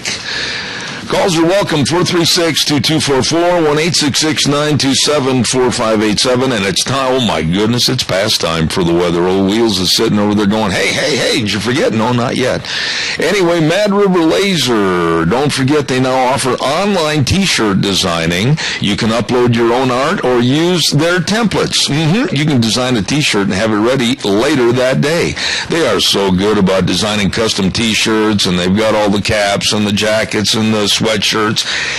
They can make all your business material, your promotional materials, everything. So please remember to give them a call or stop in. They're wonderful, wonderful people over at Mad River Laser, 502 E Street on the Square in Rupert. And the number to call, 436-2293. Nicole and Alex Pratt absolutely are excellent, and they are artistes when it comes to designing all the different promotional items for you. Stop in and see them today at Mad River Laser. Right now, here is Michael Rogers' weather. Hello, everyone. Michael Rogers for Zeb of the Ranch. As far as your weather is concerned, you're pretty much through the worst of it once you get through today. As lucky as you are, everyone to the east of you, to the north of you, to the south of you is getting some form of weather action, and you're just kind of sitting there in overcast conditions and cooler temperatures.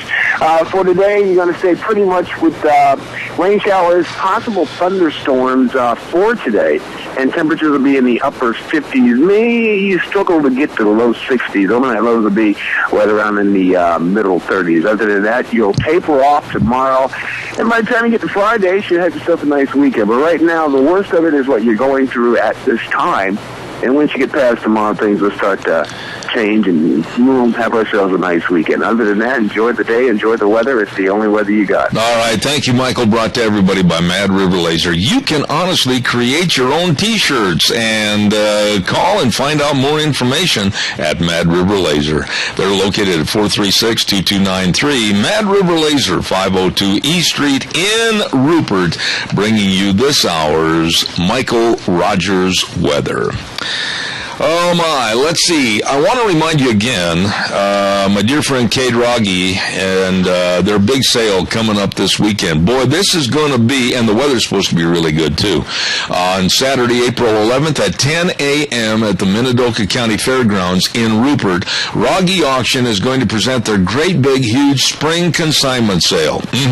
Now, they're still going to be taking consignments for the sale, quality consignments for the sale up until through Friday, and then they're going to get everything wrapped up and ready to rock and roll at 10 a.m. on Saturday, April 11th, this weekend at the Minidoka County Fairgrounds. For consignments and more information, you can go to RoggeAuction.com or call Ron Rogge at 431-6187 or Cade Rogge at 431-0074.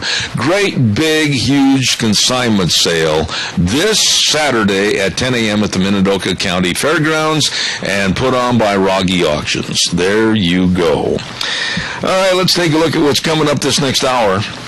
We're going to be talking to Owen Strachan at 10:06, and it's a horrendous story about a baby that was murdered, and I think it's going to be a story that you all will want to follow and just find out if there is a happy ending to this story or not. And Owen's going to be on our program at 10:06, and then at 10:32 this morning, we're going to be talking to Dr. Christine Pickup about your hearing, my hearing, and the loss of hearing. And she has those excellent hearing screenings at Mount Harrison Audiology. So that's coming up for this next hour. I want to tell you, too, tomorrow at 10:30, we're really fortunate. We're going to have one of the young millennials on our program at 10:30, and that's Casey Givens. And we're going to be talking about politics and what the young millennials are looking for coming into this next election, and how they may vote and swing a lot of that election in their favor. So we're going to have that coming up tomorrow morning at 10:30. Right now, let's send it back over to Wheels at our main studios, and we'll be back in about 6 minutes with more Zeb at the Ranch.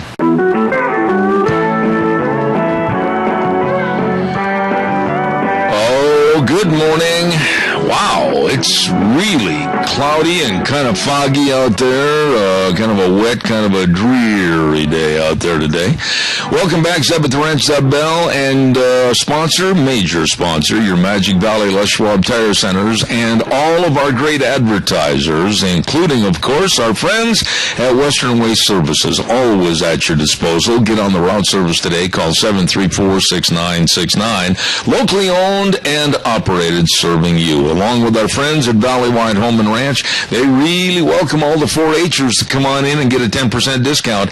910 South Oneida in Rupert. Everything for the farm, the home, and the ranch at Valleywide Home and Ranch.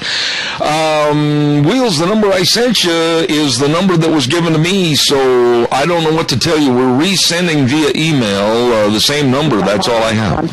I beg your pardon?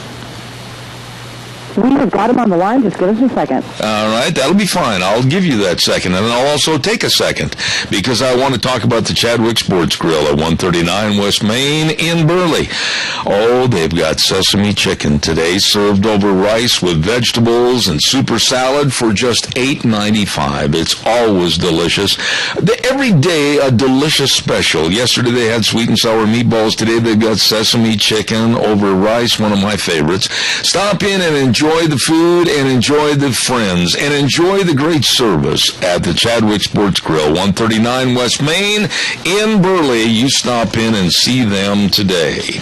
Oh, and by the way, real quick, I want to remind you that Vicky's Country Garden is on our show every Thursday. Now, please start sending in your questions about your garden and about what to plant, when to plant it, what to do with the dirt, all the fertilizer and everything else. Just be sure and send those to zebattheranch@hotmail.com.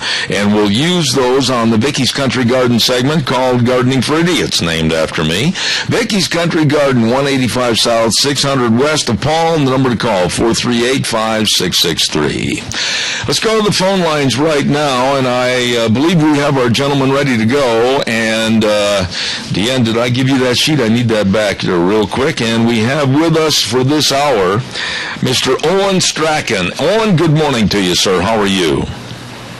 I'm doing well. Thank you very much for having me on. Well, I got to be honest with you, Owen. When I read the story that you're going to talk about, it absolutely knocked me back in my chair, and it was one of the most hurtful stories that I'd heard in a long time.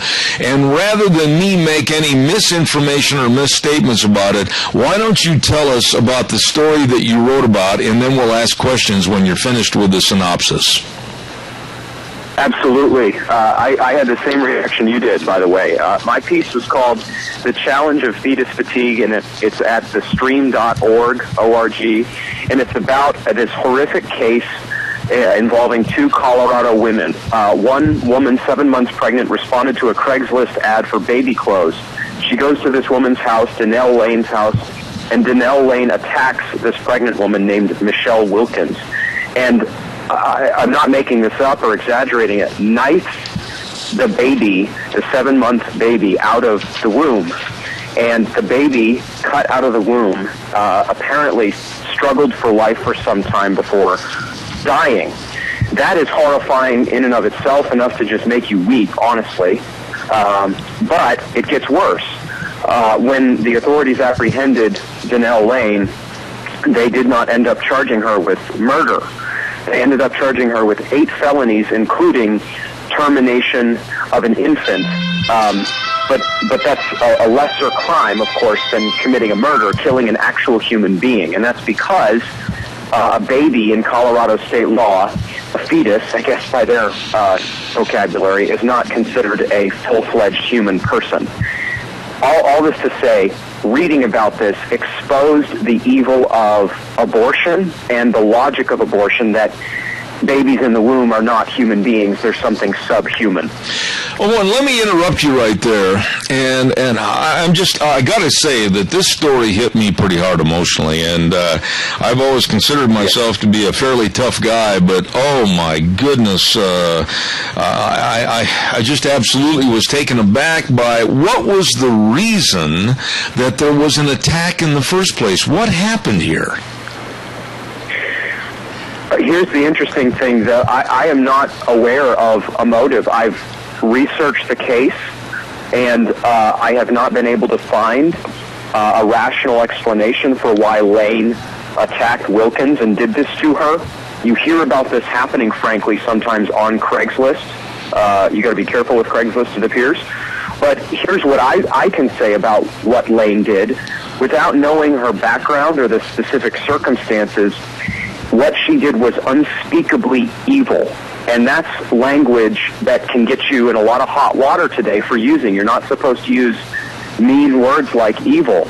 But this is an incredible case that shows us just how evil the human heart can be.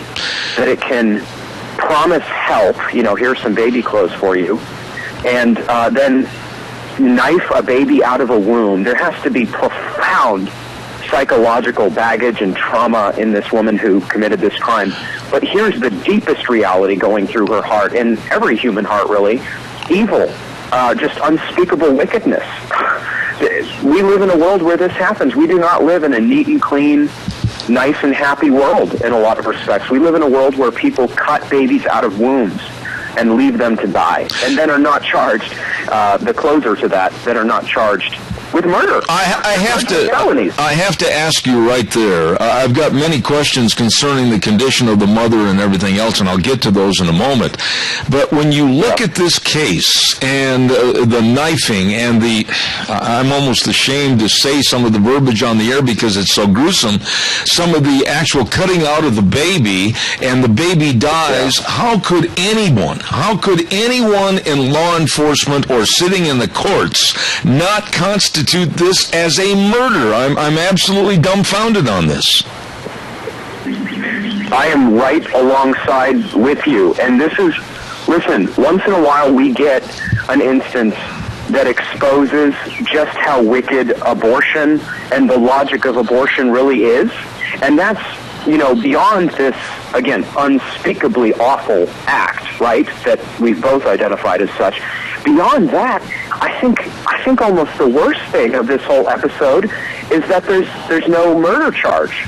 In other words, the logic of abortion has robbed Colorado and Michelle Wilkins, who's recovering from the attack, has robbed us all, and her in particular, of justice. Because this child is not seen as what I just called it, a child. It's seen as something subhuman or potentially human. That's how abortion advocates want us to think about babies in the womb, and that is just a fallacious lie. It's a lie from the pit of hell. And it's one that we should oppose with every fiber of our being. It should make us weep, tear our clothes, and get active in fighting abortion, because this is what it leads to. If you don't believe that babies in the womb are actual human beings, born and then be viable to be human beings, then this is what this leads to. Oh, and I've got to ask this question then. Do you think, or is there any evidence that would lead us to this final thought, that maybe this person, this Lane, was deranged and possibly she was distraught and couldn't conceive children of her own and was jealous of someone that was going to have a baby? Is any of this credible, or what would be the reason? Well, I think what you've hypothesized makes sense as a possible motive. I'll say that.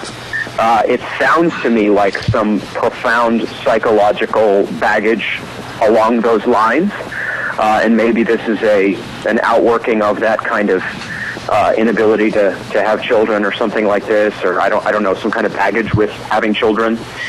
I don't know specifically, but I do know that what this woman did should not be fundamentally labeled, a psychological act, but should be considered in moral terms. This was wrong. This was evil. And sadly, this woman who attacked Michelle Wilkins, Danelle Lane, is skirting justice because she has not been charged with murder. She has been charged with a felony. And, it's like breaking and entering or something. And that just takes your breath away. All right, now, Owen, this question. What about the mother, Mrs. Wilkins? What's the status of her physically and, most importantly, mentally since that attack? Yeah, I've been doing some follow-up work on her, and it appears that, shockingly, she's recovering from it and doing okay. She thanked publicly the law enforcement officers who helped her, who arrived on the scene and provided care for her. So she's reached out to them. She posted on Facebook that her child was a spirit baby. I don't know exactly what she meant by that, but it seems like the child, she views the child as living on in the world, being this kind of force that Wilkins knows and communicates with. I'm an evangelical Christian, and so I have to say we all have a soul. When we die, of whatever age we are in either hell or heaven.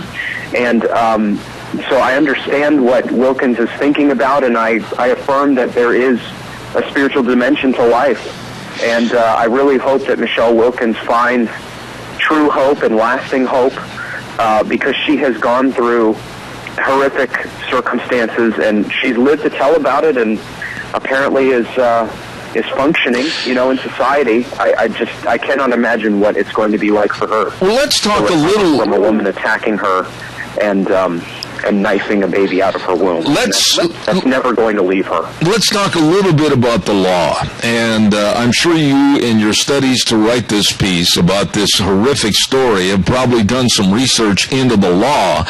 Why wasn't this person charged with murder? Why isn't that baby that I'm assuming, if I read it correctly, was 7 months along? Why wasn't that a human being that was killed? And why isn't the prosecution going after this as a murder case? That is a great question, Zeb, and it's been hotly debated in Colorado. In order to be considered a human being, a full-fledged human being, that child would need to be viable outside of the womb. It would need to be able to survive on its own. And there's been a big debate, and apparently there's some witness testimony that contradicts itself, that gives voice to whether or not this baby was alive after being born. Initially, Danelle Lane, her husband came home and apparently gave initial testimony that the baby was gasping. He heard the baby upstairs in the bathroom where Lane placed it, gasping for life. It appears that he later changed his testimony, perhaps because he recognized that his wife would then be charged with murder instead of a felony. I don't know all the details there. I'm not in Boulder, Colorado, researching this as a police figure. But suffice it to say that the law does not consider this child to be a viable human being unless it could survive on its own for a time. And that's a very bad lawmaking. Let's just put it that way. All right, Owen, I'm going to interrupt you again. Any conservative or Christian should oppose. All right, let me interrupt you again because I want to be very clear on the horrific aspects of this story.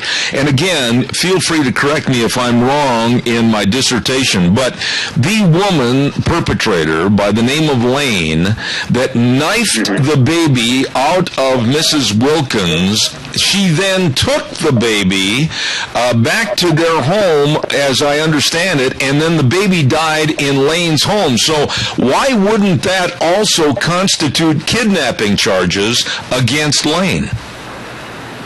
You know what? That's a great point, and I know that Lane was not charged only with termination of an infant. She was charged with 7 other felonies, and I don't have the charges in front of me here, but I believe that she was charged with, a verdict to that effect.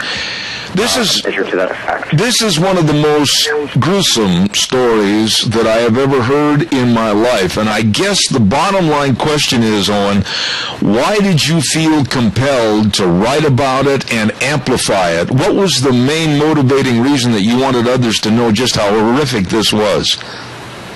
Well, I really appreciate that question. I was first, there were 2 factors. First, like you, I was stunned into silence and to tears because of the horrific nature of this attack. I mean, here's this young mother who is excited about having a child. She's trying to take care of her child. She's trying to buy baby clothes for the child. And, she responds innocently to a Craigslist posting. And then, as we've talked about, this horrific incident occurs. So, I mean, that in itself just gets your attention. I'm not one who likes to chase gruesome headlines. But some things just make you sit up in your seat and then weep, and this was one of them. And then secondly, the official Colorado handling of this matter with the failure to charge Danelle Lane, the attacker, with murder, exposed for me just how wicked the culture of death's policy is. In other words, I believe that God has invested every human life with dignity and worth. I ground that in Genesis 1, 26 and 27. And yet we have a legal culture that does not render children in the womb viable persons in a number of our states. And of course, Roe v. Wade at the federal level does the same. You can kill a baby and it's totally fine. Women walk into abortion clinics all the time, terminate their children, and none of them are charged with murder, right?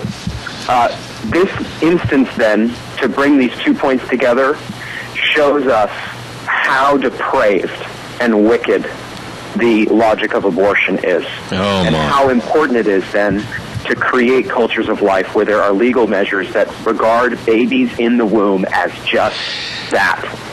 Babies. And Owen, going back, and I think this is a fair tie-in to your story, but going back to prior to Obama being elected as president, when he was still a United States Senator from Illinois, he was advocating on partial birth abortion babies to be wheeled on a gurney into a closet and left there to expire on their own. The horrific attitude of a total disrespect of life from the liberal left in this country, honest to goodness, it just drives me right up the wall.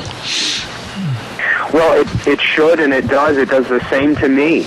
I mean, what we talk. Listen, we think of third world countries, right? We use that terminology in America, especially in academia. The intelligent cultural elite of our country, third world countries.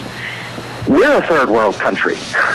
We're a barbarian people. We have people who have all the class and training that befits a politician like Obama.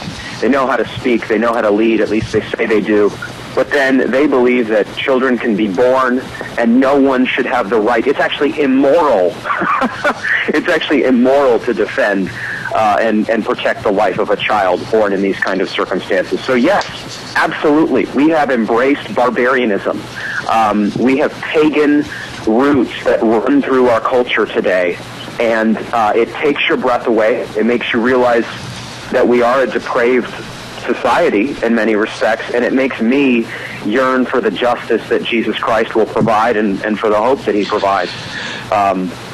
there's no other solution. There's no other hope I have ultimately. I agree. Now, let me ask you, I'm almost out of time, and I want to jump in here and ask this question.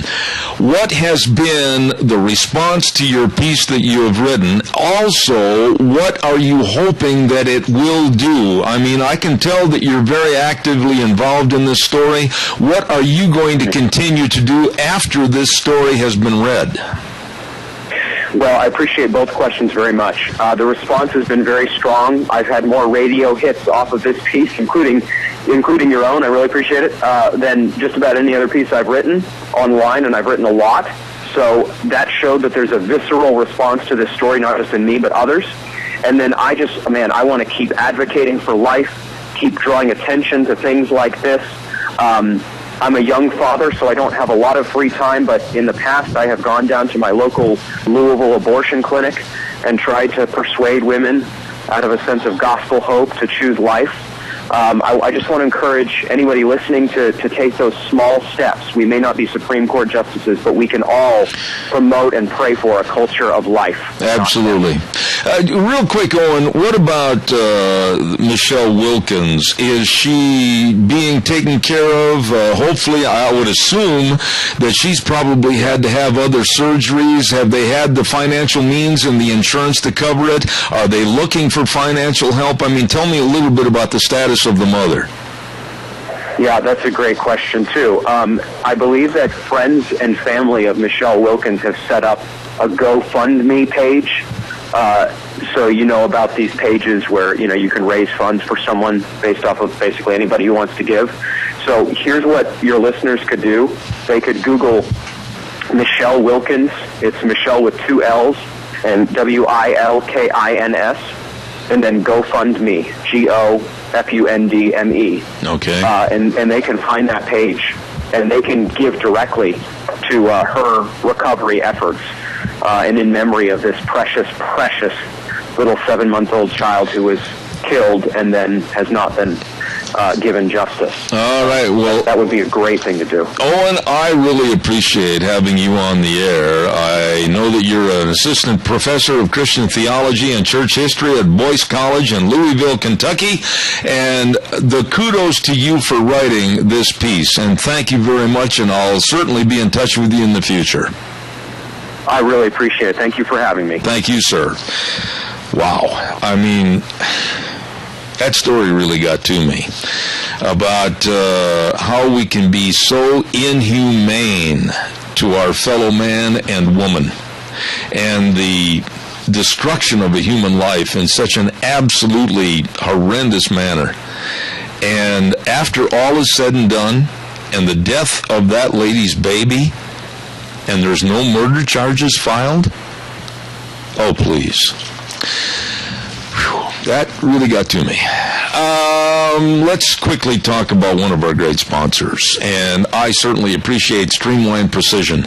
At 120 South, 100 West of Burley, next to Dot Foods, Tim Vaughn and the rest of the crew, always there to serve you with your estimates. Just like that, give them a call, and they will help you. 431-7314. That number again, 431-7314. Streamline Precision, a family of companies providing construction, excavation, and fabrication services, and right now they are really going hard on the building and putting up of grain bins for on-the-farm storage.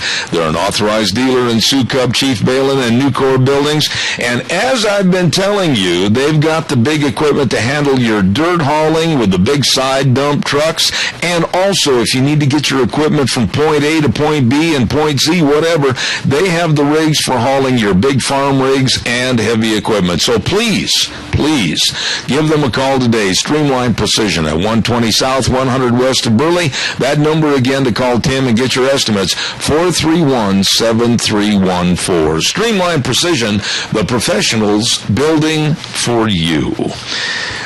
Just a moment, we are going to send this back over to our main studios. But before we do that, I also want to acknowledge our friends at Burley Physical Therapy and Rehabilitation, 1263 Bennett Avenue, Suite 2 in Burley. The number to call for an appointment for you to get in there and start to feel better, 678-1191, helping you get back to being you. They've got all the sports medicine, they got all the exercises, the hydrotherapy pool with the treadmill in the bottom. I'm telling you what, all the options to help you feel better. Burley Physical Therapy and Rehabilitation, great staff. Nick Greenwell heads it all up, and we've got Jeff Jensen, Jordan Anderson, many, many others that we're going to be talking about more every day on this program. Burley Physical Therapy and Rehabilitation. Call them at 678-1191. Right now, let's send it back over to our main studios. We'll be back in 3 minutes. And now back to Zeb at the Ranch on AM 1230 KBAR. To reach Zeb, call 436-2244 or toll free 1-866-927-4587.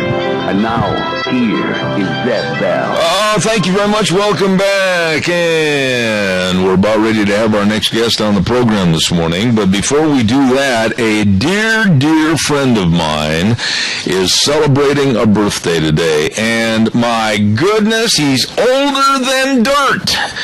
Dave McKinley. What a dear friend he has been for many, many years. Dave McKinley from Kimberly. He's been out here on this program, he and his family at our Christmas party, and he's celebrating his birthday today. So Dave, old pink cap Dave McKinley, happy birthday to you, my dear, dear friend. I just got word that it's his birthday and we wanted to acknowledge it. So there you go.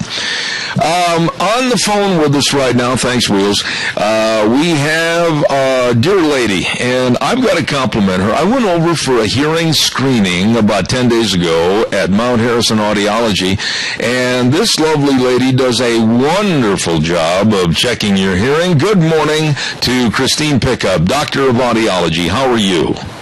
I'm great, Zeb. How are you? Well, pretty good. Now, I don't even know where to start on this program this morning as far as an interview, because I was absolutely taken aback with the very, very professional manner that you conducted those hearing screenings. And for those in the audience that are saying, oh, well, hearing loss is just a part of old age, everybody's got to suffer through it, that's not true, is it? It isn't. No, hearing loss is actually multifactorial. There's lots of different reasons that you can get hearing loss. It's most likely not because you're getting older, or it's a lot of times the noise you've been exposed to. It can be the medications you take.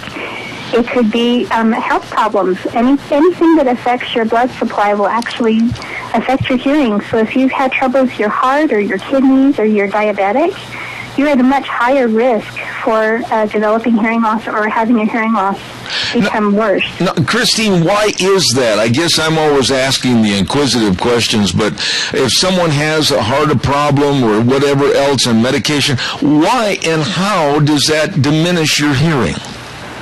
The ear is very, very sensitive to small changes in your blood supply. So if you've had a heart attack, of course, that's changed how the blood gets to the ear, and that will affect your hearing. Likewise with diabetes, if your blood sugar is high, that's changed your blood chemistry, and that can actually cause damage to the inner ear as well. Kidneys are your blood filters. So if you have any trouble with your kidneys, that can cause damage to your hearing because your blood is not as pure as it should be. So all of those, there's lots of different health conditions that can be affected or can affect your hearing. Okay, now you mentioned medications, and how is one to know? I mean, if you go to the doctor's office and they prescribe this, that, and the other, pill A, pill B, pill C, how are you going to know that might diminish and hurt your hearing? Most likely you won't, and most likely your doctor doesn't even think about that as a concern. A lot of the medications we have right now are pretty benign, but there are some very powerful antibiotics that will cause hearing loss. But even something as simple as aspirin can make your ears ring, which can be a sign of temporary loss or can be become a permanent problem. What happens, and I was going to ask you this question when I was over there for my hearing screening, but what happens to create a loss or a diminishment of your hearing? What wears out in layman's terminology, or what becomes damaged? Well, it depends on the person. You can get different types of hearing loss. There's a conductive hearing loss, meaning that the sound's not getting down to the inner ear properly, and that's a problem with the eardrum or the ossicles, the little bones behind your eardrum. You can have hearing loss in the inner ear, which is where the magic really happens. That's where sound is transformed into something that our brain can interpret. There's very tiny little sensory cells that line the inner ear. They're called hair cells because on a microscope they look like little hairs. So they're actually transducers. They change the sound from mechanical energy into electrical that then sends the signal up to the brain, and the brain is really where we hear. And some people actually have hearing loss in the brain. It's called auditory processing disorder, where their brain does not use sound in a normal fashion. And so we can have hearing loss at any point in that auditory pathway. Okay. But once the hearing is gone, is it gone forever, or are there ways, methods, or medications to replenish the diminished supply? So again, it goes back to where the hearing loss is. If it's a conductive, if it's a problem with the eardrum or the little bones behind the eardrum, sometimes surgery can fix that. If you've got a hole in your eardrum, they can repair the hole, and that will restore your hearing. It gets a little bit more complicated if it's in the inner ear, because that damage we cannot repair. The only way that we can restore the hearing, and it's not a true restoration, but it's a recovery of sorts when we use hearing instruments. If we can bring back the sound through hearing technology, it's a way to bring back your hearing and keep those auditory pathways active and vibrant. The big problem with hearing loss is the longer you delay doing something about it, your brain actually rewires itself. And that's why people that have hearing loss are at a much higher risk for dementia, because it literally reorders the way the brain works. Okay. And the longer you go with hearing loss, the more your brain has changed, the more socially people tend to withdraw because they're worried about not hearing what's happening or responding inappropriately. And so it's a big cascade of problems that can be caused because of the hearing loss. Now, who are the most susceptible? I mean, I can understand people that work construction and they're out there running a jackhammer, they're out there with heavy equipment, or maybe even, I'll go to the extreme on the other way, perhaps maybe football officials in big stadiums where there's a lot of noise. I mean, how do you discern who's really at risk? Well, that's a good question. Actually, most of us are. We live in a very noisy world. If you go into deep, dark Africa where someone's never been around a machine, they rarely have noise-induced hearing loss. The most common hearing loss in those remote tribes is usually a middle ear from ear infection problem, but not inner ear. They have beautiful hearing at 100 years old. All of us in our modern society, we're around machines and noise constantly, whether it's running your lawnmower or your hair dryer. Kind of a good rule of thumb is if you're in noise loud enough that you cannot have a good conversation with someone, you can't understand what they're saying, then it's loud enough to damage your hearing. And one moment isn't going to hurt your hearing, but it's a cumulative thing. The longer you're exposed, the more that you're exposed, over time beats up on your ears. And some people, this is where genetics kind of fit in, some people have a predisposition to have more damage more quickly. Others can be exposed to a lot of noise and just have a very small effect on the hearing. So it's a combination of lots of things. It's what you're exposed to, it's what you've inherited of how strong your ears are. But also, how much you're exposed to, what medications you're taking, all of that kind of plays into hearing loss. Now, when somebody calls for a hearing screening, why don't you walk us through a little bit of what you gave me on my hearing screening and explain it to them? I'm sure there's a lot of people that are a little tentative and they're going, oh, gee, I don't know if I want to do that. First and foremost, I want to say it was one of the most enjoyable experiences I've had in a long, long time, and it really highlighted the diminishment of hearing to a degree that I'm having. Go ahead and tell everybody what you do. Well, Really quick, I want to distinguish between a screening and an evaluation, because what you actually had was a full hearing evaluation. A screening is just a very quick test. I'll do 4 frequencies, and it's really the point is to see, do we need to do further testing, or are you okay for now? So I offer free wellness screenings for anyone who wants to come. I'll actually go over your medications with you, help you identify if there's something that you're taking that might be hurting your hearing, and then I'll talk about ways that we can help protect your hearing, and you'll walk out of here with a free pair of earplugs. What we actually did for you was a full evaluation. I checked all the parts of your ear. We looked at the outer part and did an examination of your outer ear. Then I did some testing that looked at the health of your eardrum and the ossicle right behind it. There's a little muscle that will pull in response to loud sounds, and so I can actually do a quick test to see how well that reflex is working. Mm-hmm. And that gives me an estimation of your hearing loss and lets me screen out some other issues. And then when I do a full hearing evaluation, I don't just do tones, but I also do speech testing, because we want to get a good picture of what your brain is doing with sound. It's not enough just to, we don't walk around listening to tones all day. We talk to people. And so I want to see what your brain is doing with those speech signals. And so once you're done with that full evaluation, we have a really good idea of what's happening with your hearing, where the concerns are, where the problems are, and then we can talk about treatment solutions and things that we can do to help make your life easier. All right. And help make you healthier. I was talking to a gentleman the other day, and it was about 5-6 days after I'd been over for this hearing screening, and I thought he brought up a fair question. It's not a naive question, but it's a question worth answering. He said, will your hearing heal in time if you're not exposed to the noises that might have caused you the trouble? It depends on how long you've been exposed.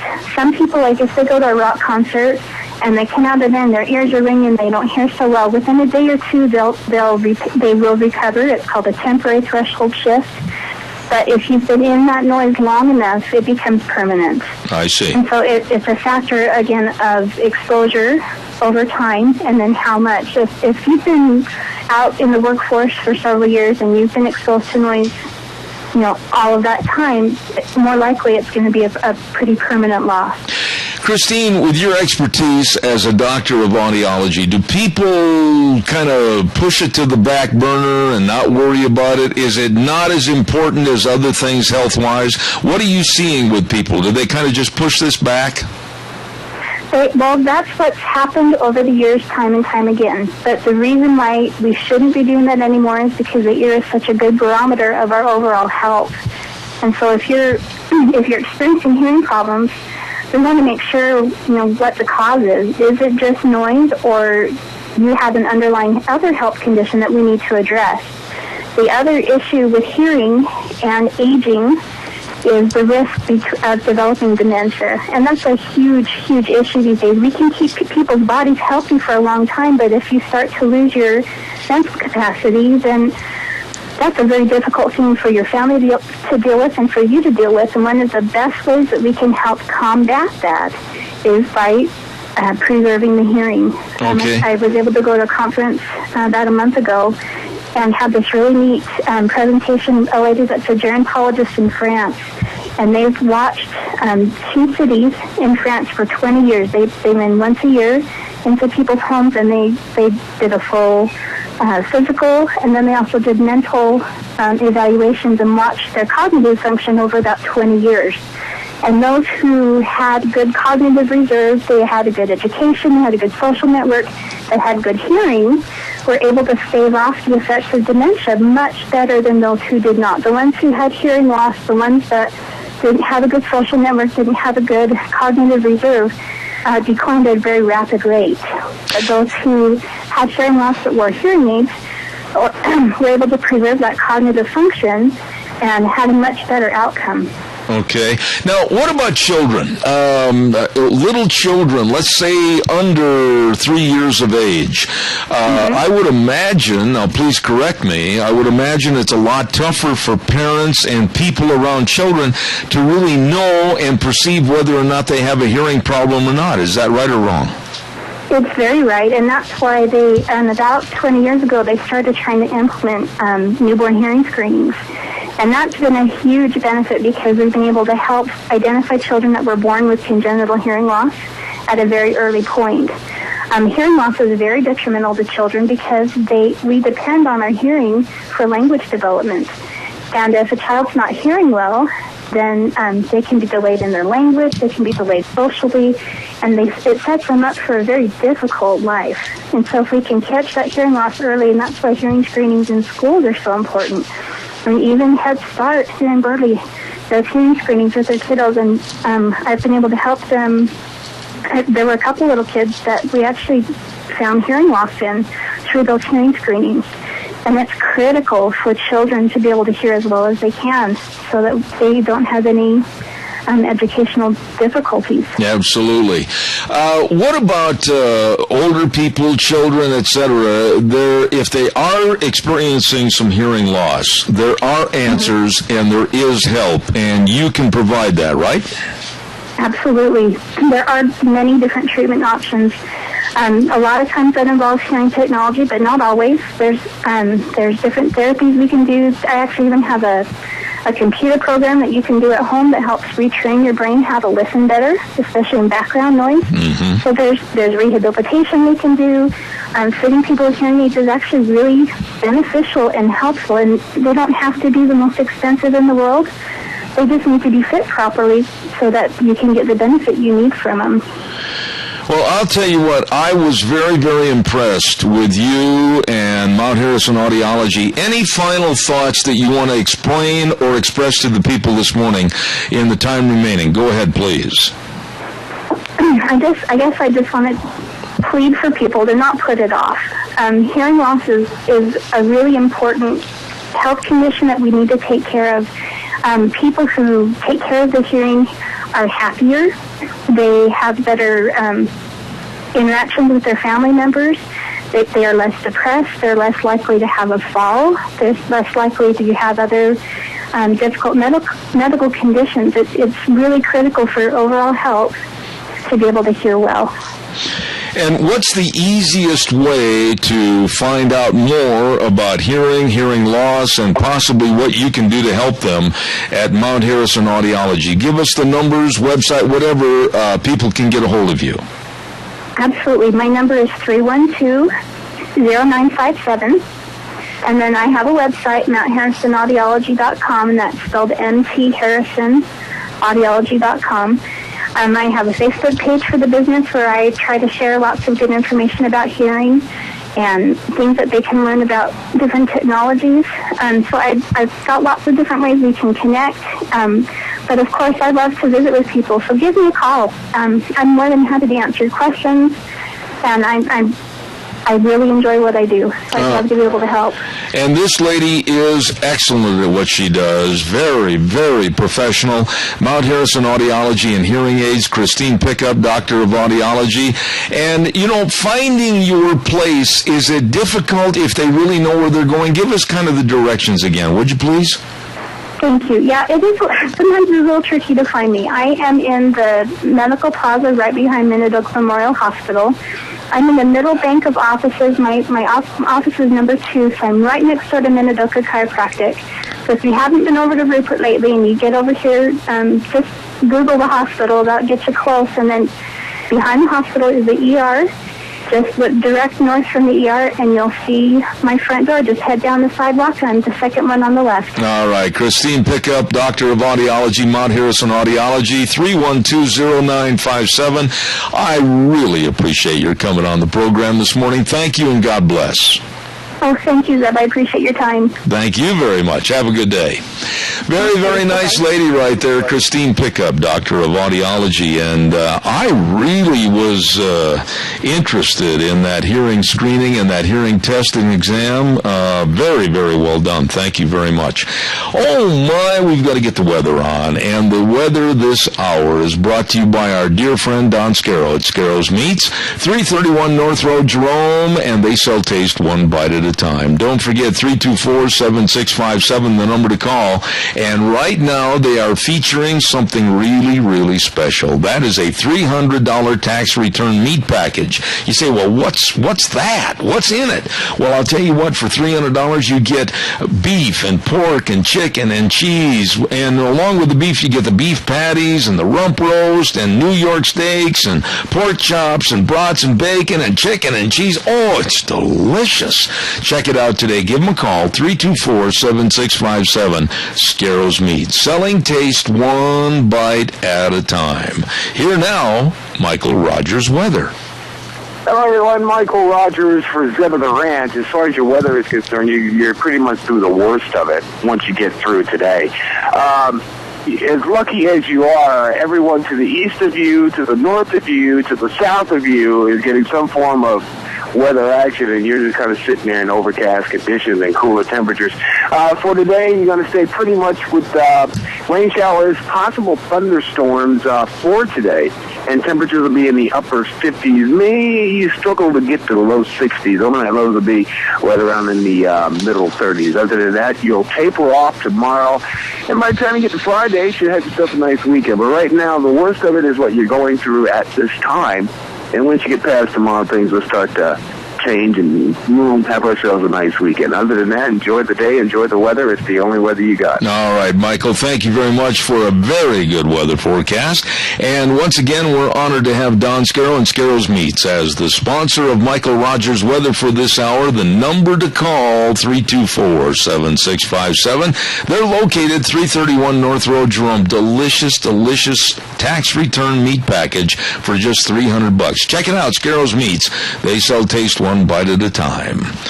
Oh, we got time for a couple of calls. Give us a jingle, 436-2244, 1-866-927-4587. I was reading in Newsmax magazine yesterday, avoid these 6 audit traps. Simple mistakes can red flag your tax return for special attention by the IRS. Number 1, be accurate, thorough, and on time, but never real early.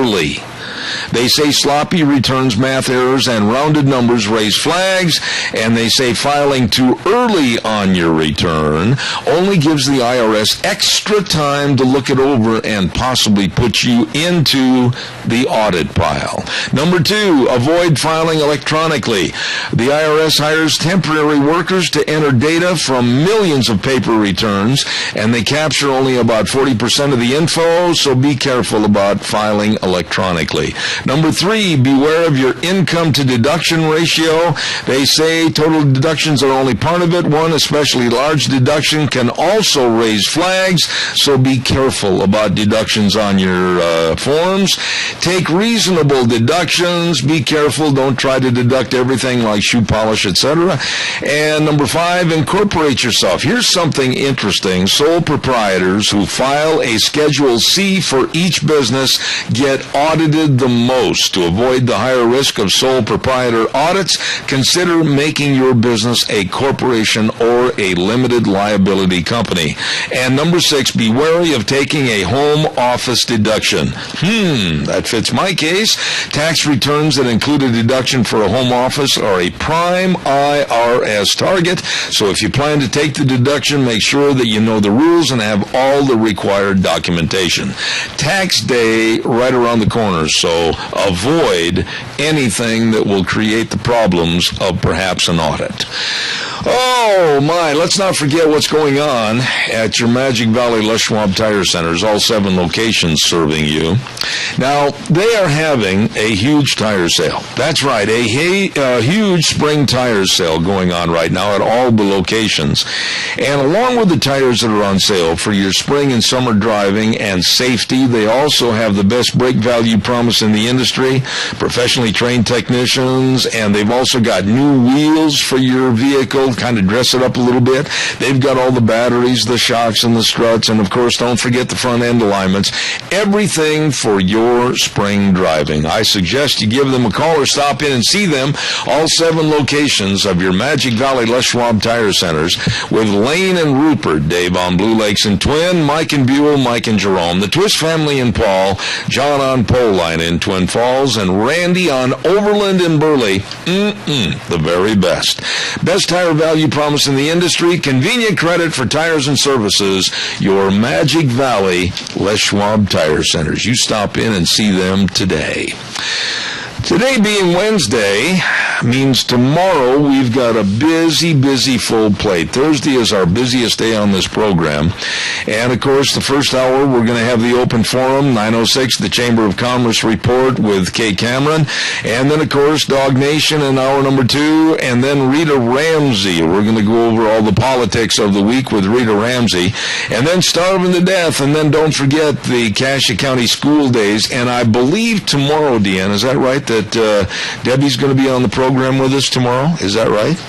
I believe so. And Debbie Critchfield will be our guest on Cassia County School Days. Then we're going to be talking to Valleywide Home and Ranch. And then last but not least, at 10:30 tomorrow morning, we're going to have Casey Givens. That should be a really interesting interview, as he's going to be representing the under 30 crowd here in America and what they think about politics, what they think about what's going on with government today. And we'll have him on the air at 10:30 tomorrow. Also, I had a news note that I wanted to remind you of, and I don't want you to forget. It was, oh my goodness, the concert with Muzzy Braun. What did I do with that? Here it is right here, real quick. Lexi Bingham benefit concert with Muzzy Braun at the Turf Club. This is going to be this Saturday, a benefit concert for Lexi Bingham, an 8th grade girl that attended Buell Middle School, severely injured in a snowboarding accident. The cost of going to the concert, only $30 per ticket, and tickets can be purchased at Farmers Bank in Buell, the Pole Line branch of Farmers in Twin Falls, and Cindy, Gary, and Muzzy Braun are going to be the entertainment for this event. I've known that family for over 40 years. It is going to be a great concert. Don't forget that coming up on Saturday. We're going to run and tune in tomorrow morning at 8:06. We'll saddle the horse and ride for 3 more hours. Zebeth Ranch on K-Bar, 1230, and streaming live on the internet, zebbell.com. The way things were are the way things ought to be. See you tomorrow morning at 8:06.